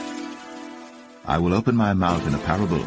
I will utter dark sayings of old, which we have heard and known and our fathers have told us. We will not hide them from their children, showing to the generation to come the praises of the Lord and his strength and his wonderful works that he hath done. For he established a testimony in Jacob and appointed a law in Israel, which he commanded our fathers, that they should make them known to their children, that the generation to come might know them, even the children which should be born. So good. All right, we'll play the whole thing at the end. It's about a 3.5 minute track there. Thank you very much, Psalm 40. We appreciate it. Very well done. And it's good to see you. It's been a little while. So thank you very much, Psalm 40. All right. What is happening with Basil and his cat? What is the cat doing? Usually was he putting it on a leash? Got to take him for a walk? Got to go potty outside? What's happening? Yeah, sorry. He needed his belly rubbed. Oh, okay. So needed his little head scratched, his little belly rubbed. Okay. Got a kitty manicure. Trying to do a podcast. Brazilian blowout. Canoodling with your cat. Oh gosh. Weird. Are you back? You're not fully back yet. No, I'm having trouble, but I'm okay. Continue. Okay, well you're back. So let's go back to the speak pipe. We just did the audio. Psalm 40 had a track. You'll hear it at the end there. Okay. Was there a speak pipe directed at me? I don't know if it was at you, but I wanted to play it so you can hear it. It involves both of us. This is from Sea Monster. As we move into a re-enchanted culture, what are the main ways you guys believe that we as Christians are going to have to adjust our narrative about Christ and God as a whole to better separate ourselves from the increasingly spiritual nature of just Western culture as a whole? Any thoughts, Basil? Interesting form of the question. You said narrative about Jesus that we have to shift, and I don't know that we have to shift anything with the narrative. Yeah, Jesus, well, I think what he means is how we can take the opportunity. Mm-hmm. I wouldn't say that the goal expressly is to that inherently separate ourselves from the sort of, I don't know, secular spiritualism. I mean, we already are separated, is the point. Right. I guess it's sort of the Paul in the book of Acts or the book of Ephesians type of question. Like, how can you speak to someone who is part of that world? Yeah, because I see it as more of an invitation. Yeah. I see it as more of an opportunity to have open conversations versus sort of going into defense mode or something, or needing to separate. I mean, of course, we are called to be separate, and of course, the gospel message is inherently separate from a secular spiritualism. In my experience with the sort of spiritual folks, it has been, I've had the experience of being able to have much more open, much more frequent, and much more thoughtful conversations. I found that, the sort of spiritually minded that I've met are much more receptive to having an honest conversation about Christ and the gospel than the secularists when atheism was like the cool thing to do. Right. Now that it's like cool to be spiritual, I've found it found a lot more opportunities to have like a deeper, more thoughtful expression of the gospel with people who are truly sort of spiritually seeking. Yeah. And that's kind of the first thing that you always have to determine is this person truly an honest seeker of like spiritual truth, or are they just doing something because it's a fad or because they fit in, or there's I was mentioned earlier how I was editing together a tribute to Dr. Michael Heiser, and we took little chunks out from all the 5 times he was on the show, and there's one where he talks about how he was on like a pagan podcast. Do you remember this part as part of the conversation? Where this guy, basically his whole worldview from the pagan perspective, he believed in these gods and these council of gods. And it's basically the divine council. Like he was describing the divine council, but from the form of the rebellious gods being his gods, And so Mike Heiser was able to directly speak into his worldview and show why Jesus is Lord. So, I think it's really interesting. You got to know where they're coming from, but also with the whole being equipped with some of the things that, for example, Dr. Mike Heiser has left us with his research, helps us contextualize it. And it really is the foundation to have that conversation in this time of reenchantment and the supernatural worldview coming back into focus, because it's all there in the Word. Yeah. So, well, and that's, so here's one example, kind of similar to Mike's example. And what I mean by opportunity is people have, if they truly are seeking spiritually and they truly do have some version of a coherent spiritual understanding, you can actually work kind of within that. Right. One example being, this was years ago now. Somebody I know, we are talking, forget exactly how it came up, but he asked me what the deal with Satan was, like what I thought of Satan. Right. And I knew that this guy basically thought, I kind of cheated because I knew what he thought going in. What he thought about me was that it kind of stopped at like Satan bad, God good. Satan is evil, likes evil. God good, do good. That kind of, you know what I mean? Right. But then I got to go in about, the real thing about Satan, about Lucifer, was he was an angel and he was there, and it's about a rebellion. And it's kind of almost put it into this context of, Satan was tried to throw a revolution in heaven, tried to usurp the throne, and was, kind of talked about it almost in political terms of very much political. Yeah. Think about the divine council.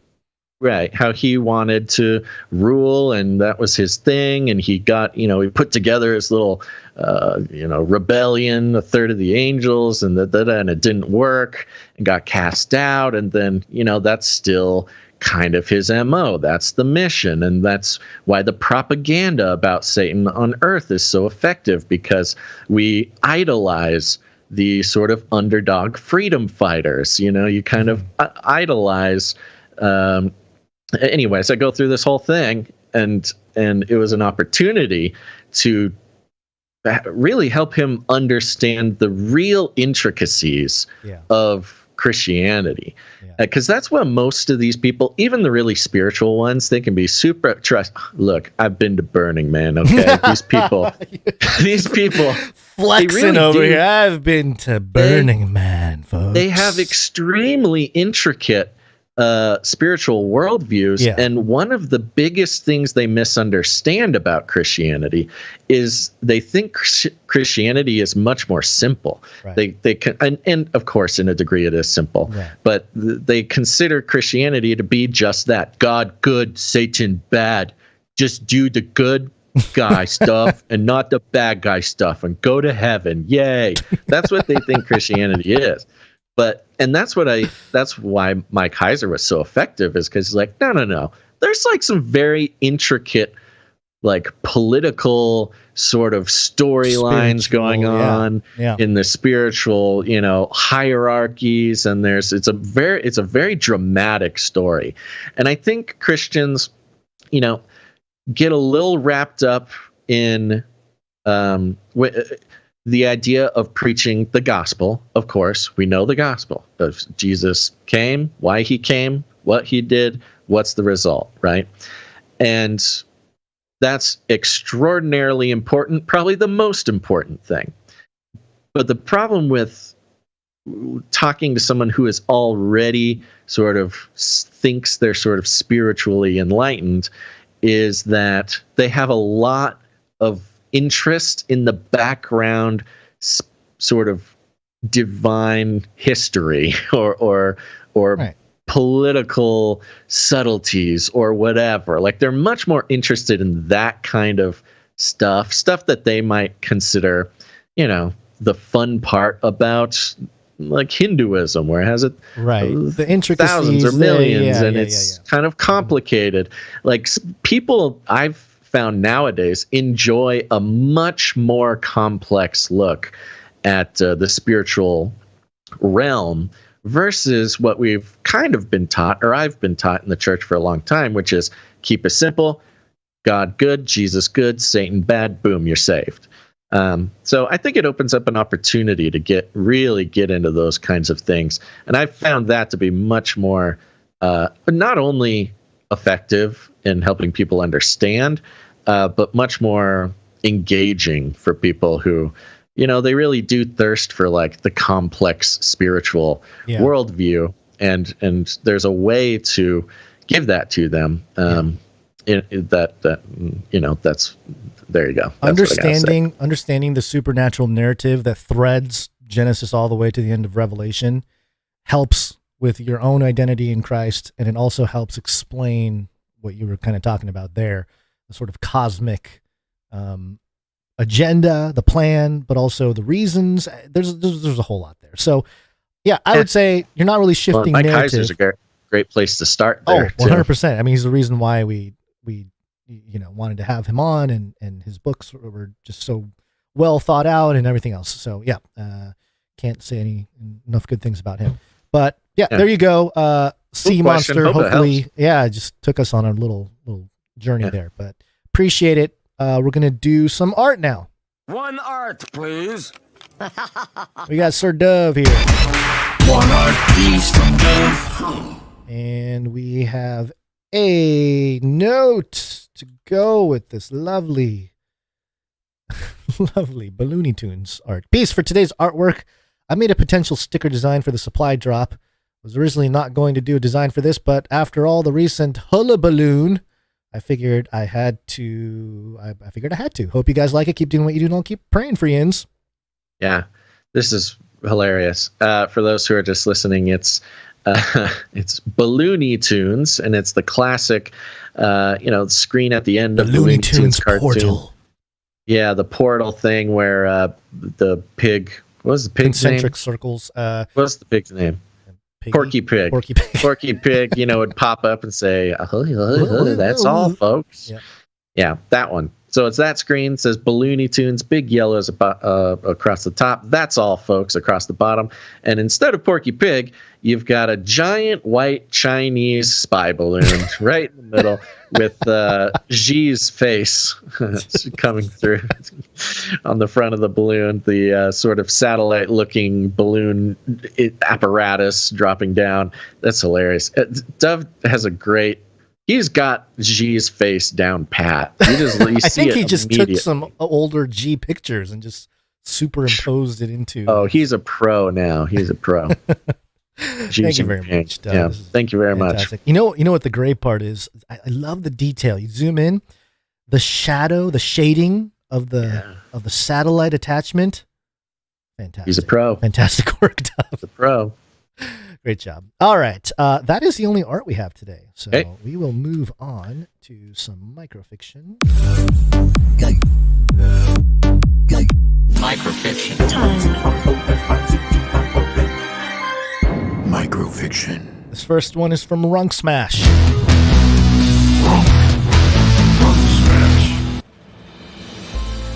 The mewing of the beasts and the whooping of the charioteers is near deafening, and Mike desperately tries to escape the warriors' ranks. Looking behind him, he sees their enemy approaching, an infinite-headed serpent. He makes a mad dash for an embankment.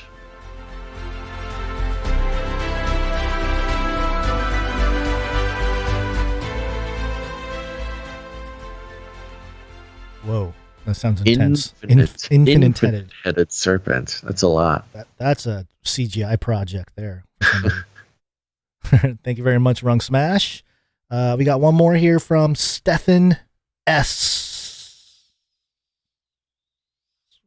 Epic music start. Kongonda celebrates their first elected female president, Malcontent. The visiting Russian foreign minister congratulates her on her overwhelming victory, but casts suspicion on the introduction of U.S.-provided regime change software, voting machines.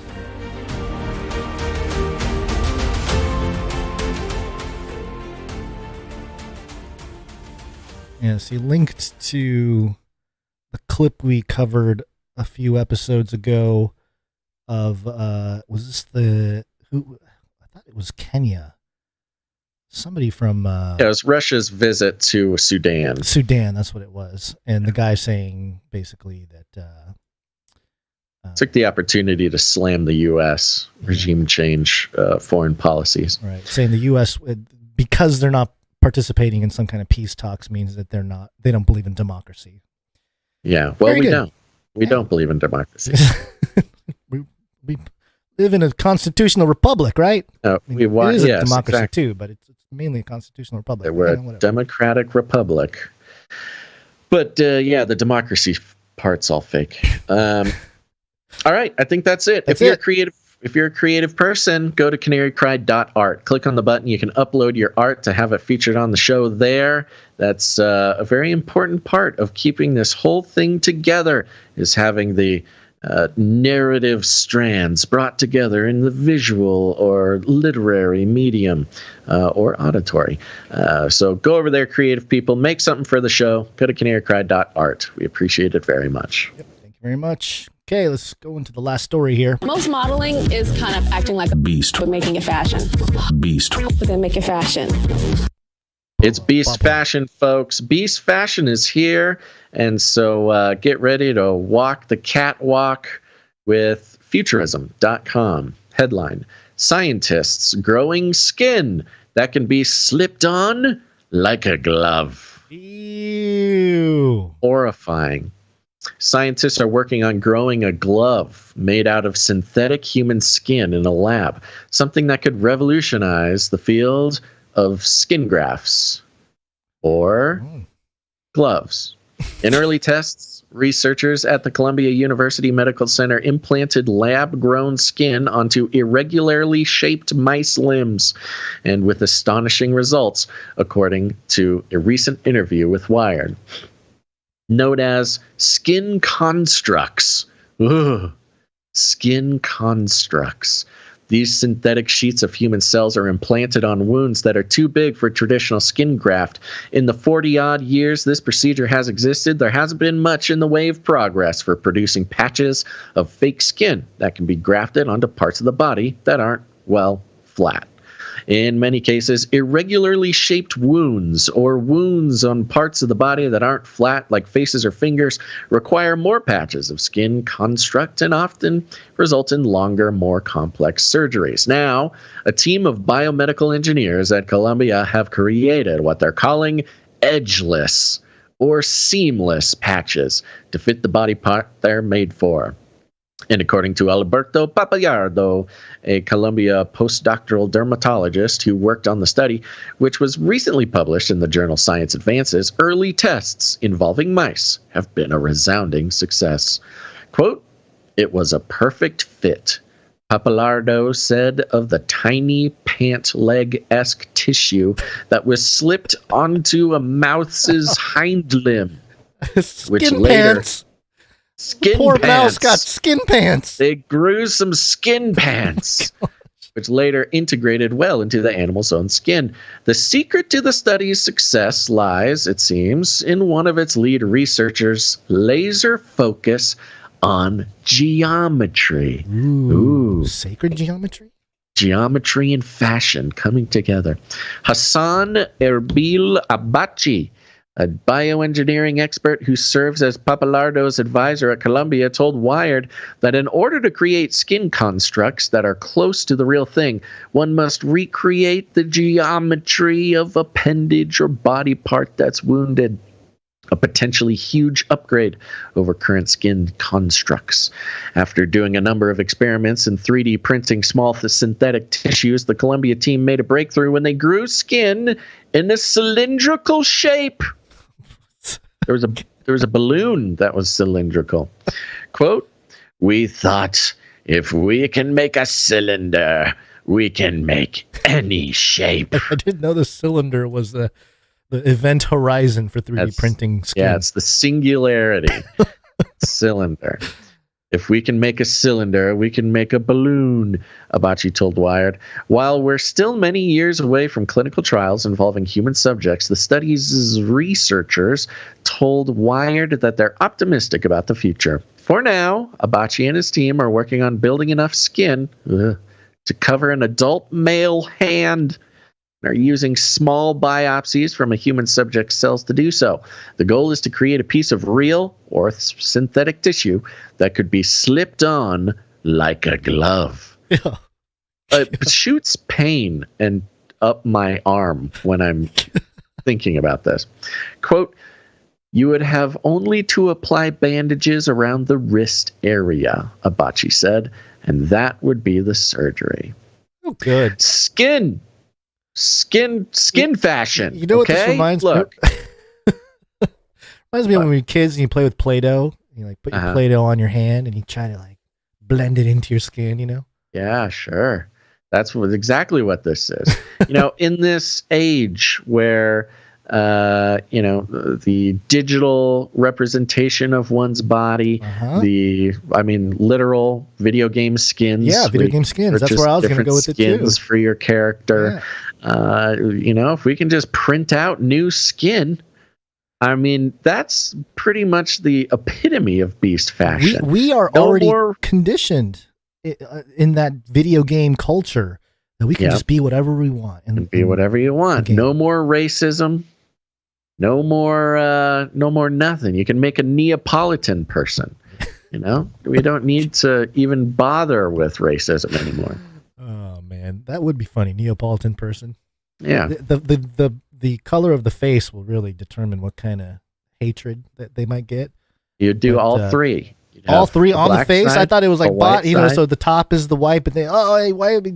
They say something about black people. Like I'm black too. No. Like pulls up the pant leg right there. No, it's vertical. It's vertical. Vertical stripes. Okay. Vertical stripes, pink right in the middle. I thought more diagonal would be appropriate. No. I'm also thinking about the Silence of the Lambs. Little skin creepiness going on. Silence of the Lambs.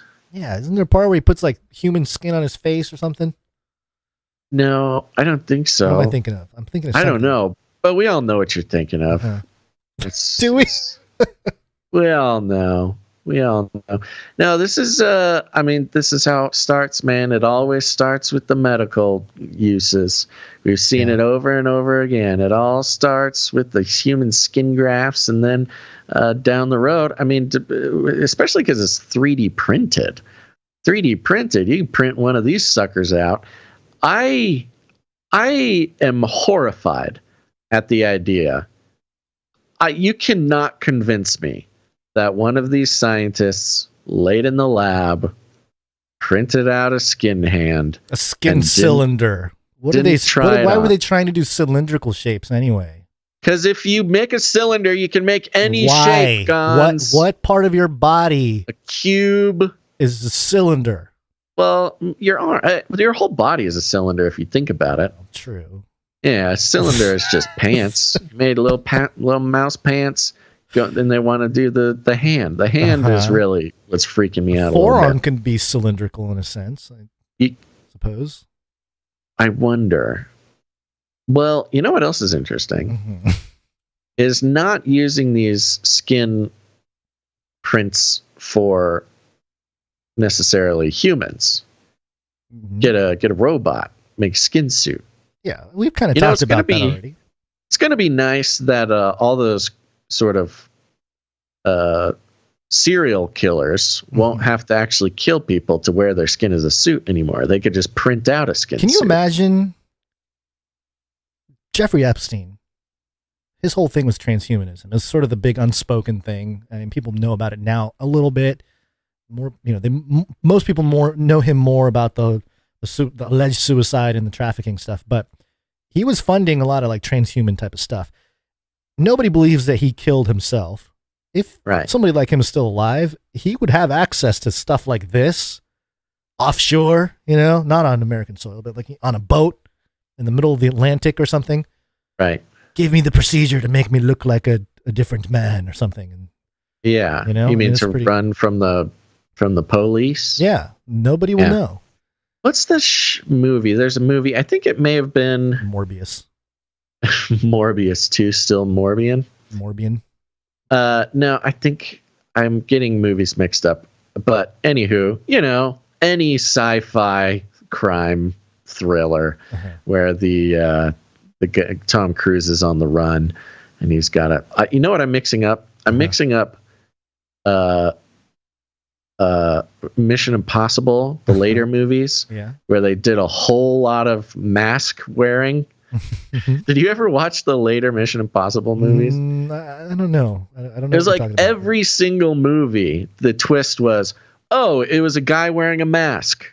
Oh, he was wearing a mask and looked like somebody else. That's the whole. Gosh, what am I thinking of?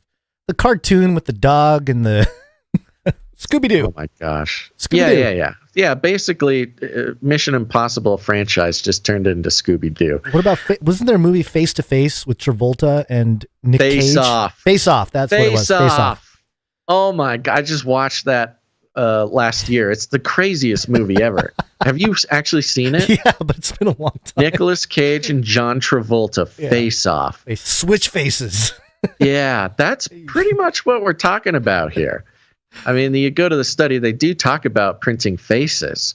Yeah. We got a full-on industrialized face-off industry becoming like coming to fruition here.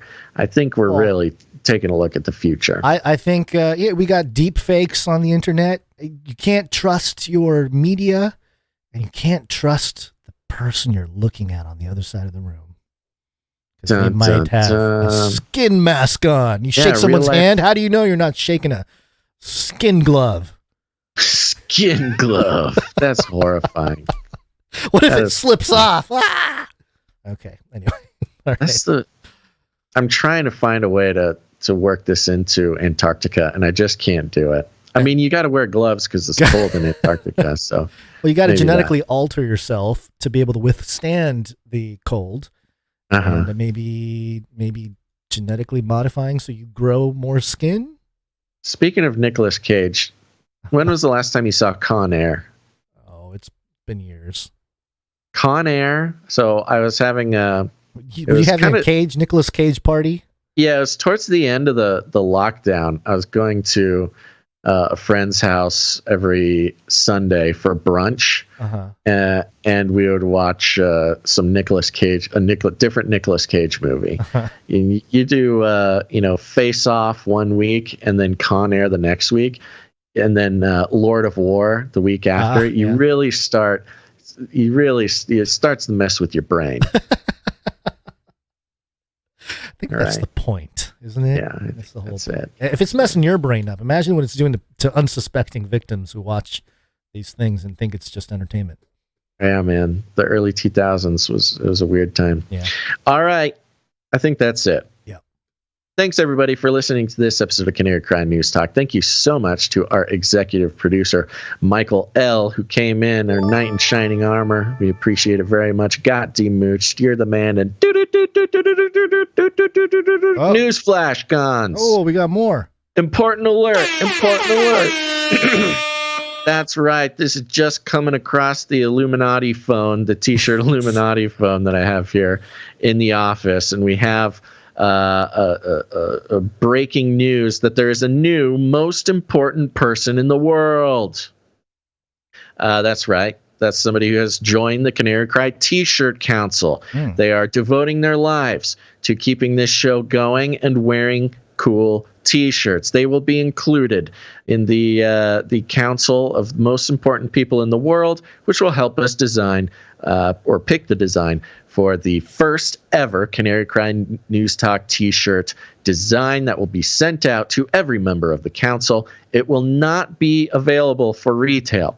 So I just want everybody to be clear, because I got a couple questions about this. They are not deciding the T-shirt that everybody else gets to purchase. Nobody gets to purchase a T-shirt. We're not in the business of retail, okay? We don't sell. We're not buying and selling and doing these things. No. The T-shirts are free gifts to the producers who join the T-shirt council. So go to canarycryt-shirtcouncil.com and join me, everybody, and salute the most important person in the world, Canary Cry T-shirt council member Alex G. Alex G. Woo! Thank you very much, right. Alex G. Your robe is in the mail. We appreciate it. And anybody else out there, if you want me to scream about how you're the most important person in the world and get cool T-shirts and help us make those decisions, go to canarycryt-shirtcouncil.com. But we got all sorts of producers who keep this show going with their time, their talent, and their treasure. We thanked so many this episode, and we're going to thank some more, starting with our Clippies. Flippy. Flippy on those videos. Thanks. Yeah, the Clippies, they're running the Canary Cry Clips channel. You should go subscribe to it on YouTube and Odyssey. It's this show clipped out segment by segment, as well as fun little short clips that make it on our social media. We appreciate their work and hold them in the highest esteem. And they being Faye Liverin and Emsworth. Thank you very much to both of you. Thank you very much. Thank you very much. And thank you to the timestampers. Timestamp, it's hard work. That's right. The timestamps are a very important part of a bunch of our back-end stuff that nobody will ever know about. Well, they do know about it. They feel the benefits of it, but they could never know the type of work that goes in to so much of what we do. And a lot of that is because of our timestamper, Christine C., for doing the timestamps last episode. Thank you, Christine C. Appreciate you. And, of course, our social media gal. The social media consultant. Thanks so much. That's right. Dame Miss G of the OV and the Deep Rivers, making sure the art gets up on the social media. Very important. Thank you very much. Thank you very much, Dame Miss G. Social media, follow us. Yes. And go to canarycrymeetups.com. Canary Cry Meetups. Go check it out, canarycrymeetups.com. It's a wonderful place where you can see all the meetups going on around the world. Yes, I said the world. We got a note, Gons, that the Central Florida meetup has been canceled due to personal reasons and medical reasons. Oh, okay. So the Central Florida meetup is canceled unless somebody else in Central Florida wants to take it over. You know, Dr. Chris, my co-host on Ravel, lives around there. Maybe I should force him to have a meetup. Force so there you him. Go. Can't force him. Be like, I'm not going to be like the UN and WEF. I'm going to force you get it, Christopher. You get it. So if there's any Central Floridians who want to take over that meetup, let me know. We got the Alaska meetup on March 11th. We've got the Glen Rose, Texas meetup on May 27th and 28th. Missouri meetup is also on March 11th. Ooh, I got to move that. Yeah, a little out of order. Eastern North Carolina, September 2nd. We do have contact information for the Glen Rose, Texas meetup. I was told that there's already 9 RSVP'd to this meetup. Yes. And these are cool meetups. If you remember, they did these last year, I believe, where they even have like cool special speakers coming in and stuff. It's like a real... Yeah. I don't know exactly if they're doing the same thing on this one, but previously they have really put a lot of good energy and time into doing a cool meetup. So Texas meetup, Glen Rose, get in contact there. The contact information is on the website. I'm trying to give it to you, but I'm failing to navigate around. Here we go. Jade Keith at gmail.com. JADE KEATH, Jade Keith at gmail.com to RSVP for the Glen Rose meetup. Okay. There you go. All right. And if you're out there and you want to put on a meetup, it's easy. Just say it. Just tell us. Just use your words. Send us an email and say, hey, I'm putting on a meetup here. It'll be here at this time. We will tell the world probably somebody will even make a flyer for you. So don't freak out. It's just a good thing to do. It's, meeting up with other people who listen to the same podcast as you. You can pretty much guarantee you're going to have a lot of things in common. I'm ecstatic to see all of these meetups popping up. So do one in your area. Reviews. This is fun! See you at the meetup.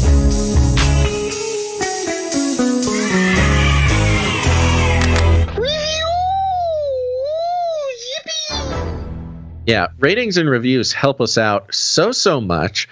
So thank you to everybody who did that. We had a couple this week, a few this week. That's nice. Just to give you an example, I think we got 3 new ones. Are you seeing that as well, guys? I see 2. There may be one more from.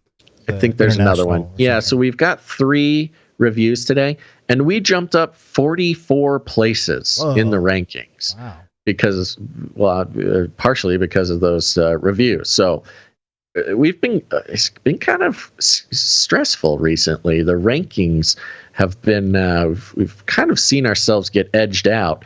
But just today we popped way back up. So we're very happy about that. And we give partial credit to the reviewers, starting with Pocojo. Left a review from the United States, 5 stars, top-notch company and content.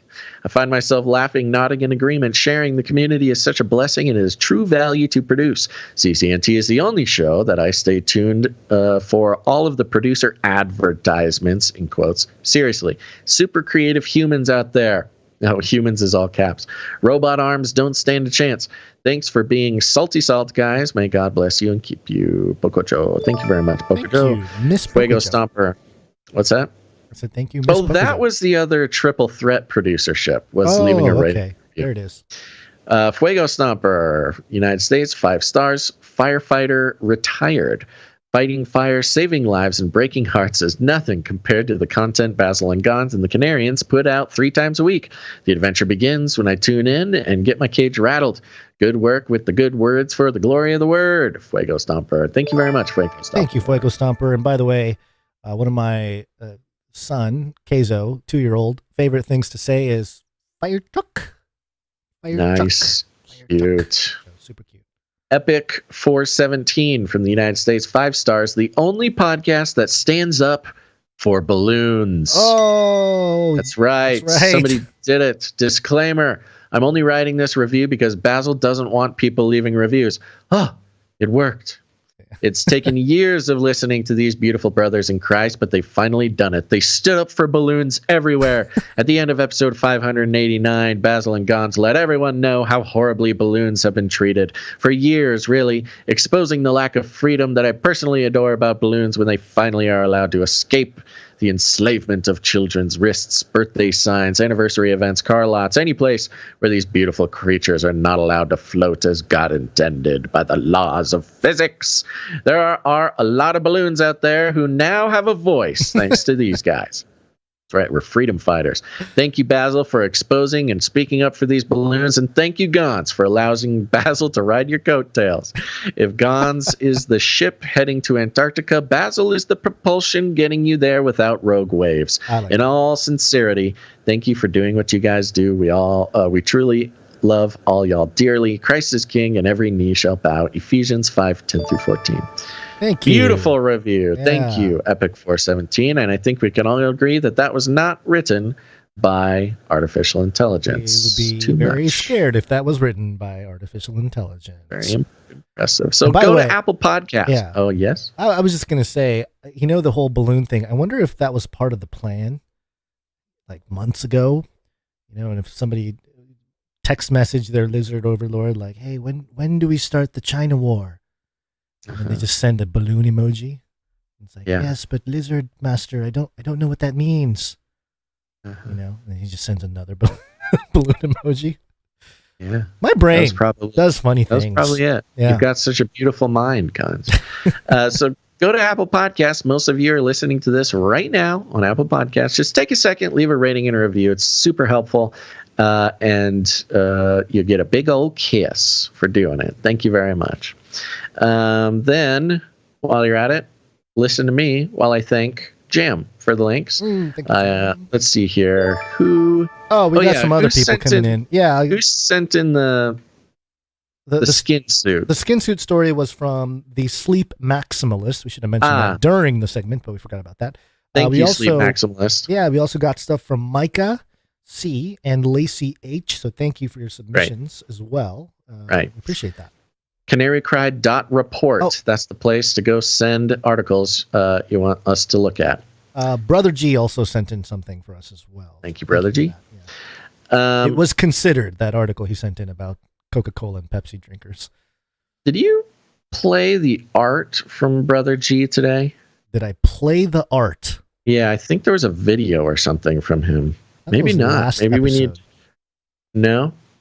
He sent one in for this episode. Okay. And Caleb sent something in.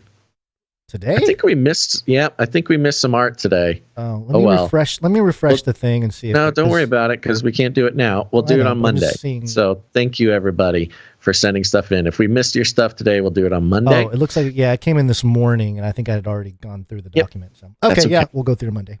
Okay. Thank you, Clank, for the assistance. And other than that, folks, share the show. Share it with your friends. Share it with your family. Share it with your friends' family. Share it with your balloons. Share it with your buoys. Share it with all cylinders of all types. Because as we know, if you can podcast in a cylinder, you can podcast in any shape. We learned that from our good friends over at Science. And that's what our goal is here. We don't want to just podcast in the regular shapes, flat, oval, triangle. We're here to podcast cylindrically and in all geometric patterns.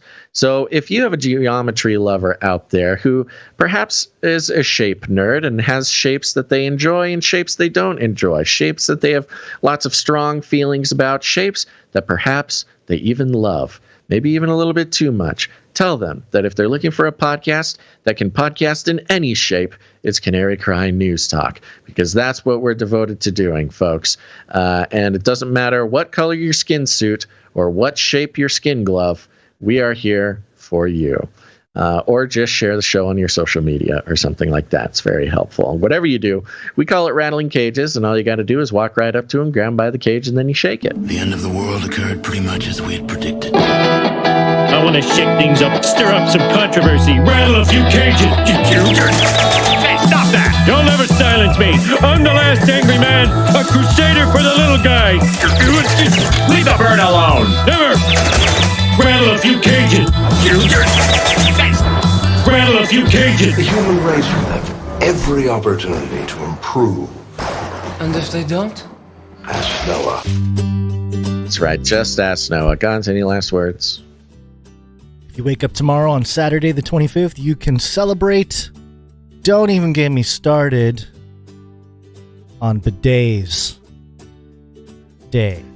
Oh, it's Bidet Day. It's Bidet Day, yeah. Nice. Okay. There you go. Congrats, Canary Cry calendar owners. And then, on Sunday, 1942, the Advertising Council was founded. That's a big deal. That's a big deal. It's the origins of our traumas. That's right. Guess you're going to have to get a psychedelic shaman to get you past all that advertising trauma. Psychedelic chaplain. What did I say? Shaman. One and the same now. Same thing, except for one's licensed by the government. Yes. All right. Thanks, everybody, for listening to this episode of Canary Cry News Talk. Make sure to tune in next time. But until then, think outside of the cage.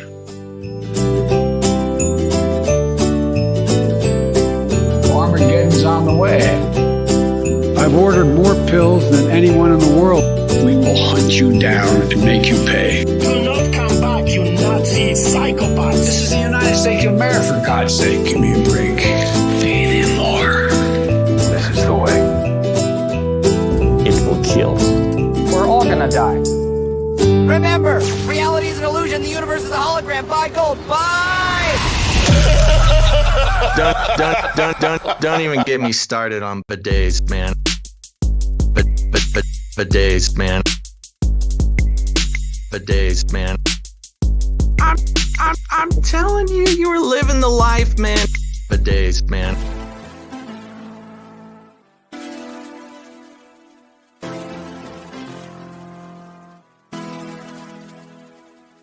incline your ears to the words of my mouth.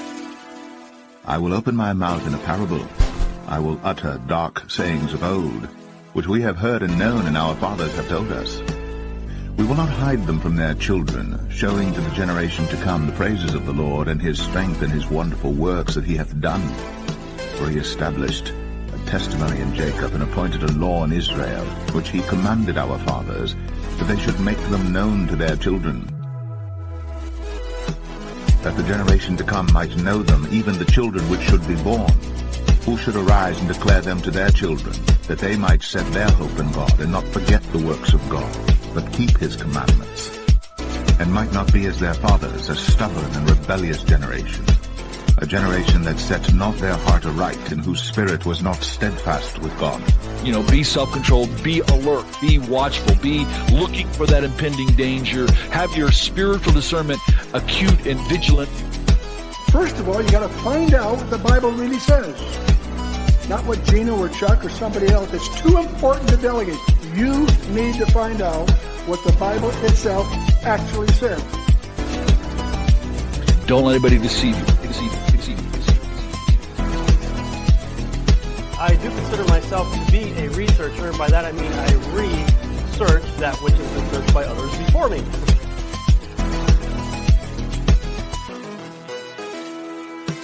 I grew up with my life verse, 2 Timothy 2:15, study to show yourself approved unto God, a workman that needs not be ashamed, rightly dividing the word of truth. So anytime I heard somebody speaking about anything, anywhere, I never just took it at face value. I would go back and, like a good Berean, I would search these things out to see whether they're true. As slaves to sin, and we're blinded by sin, and then we have these entities that are trying to blind our minds. And, you know, the only way that we can come out of it is, you know, you accept the gospel and then you're remade and you're born again, and then you have eyes to see reality.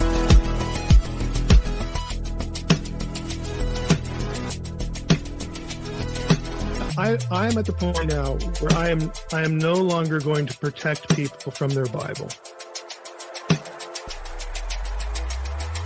I like to show people the things that they don't know, because I hope that it just gets them into it. You know, that it creates an appetite for discovery, you know, for investigation.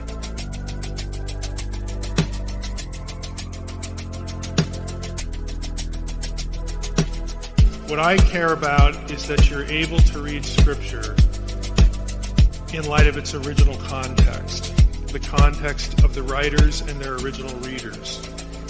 They come from quite a different world.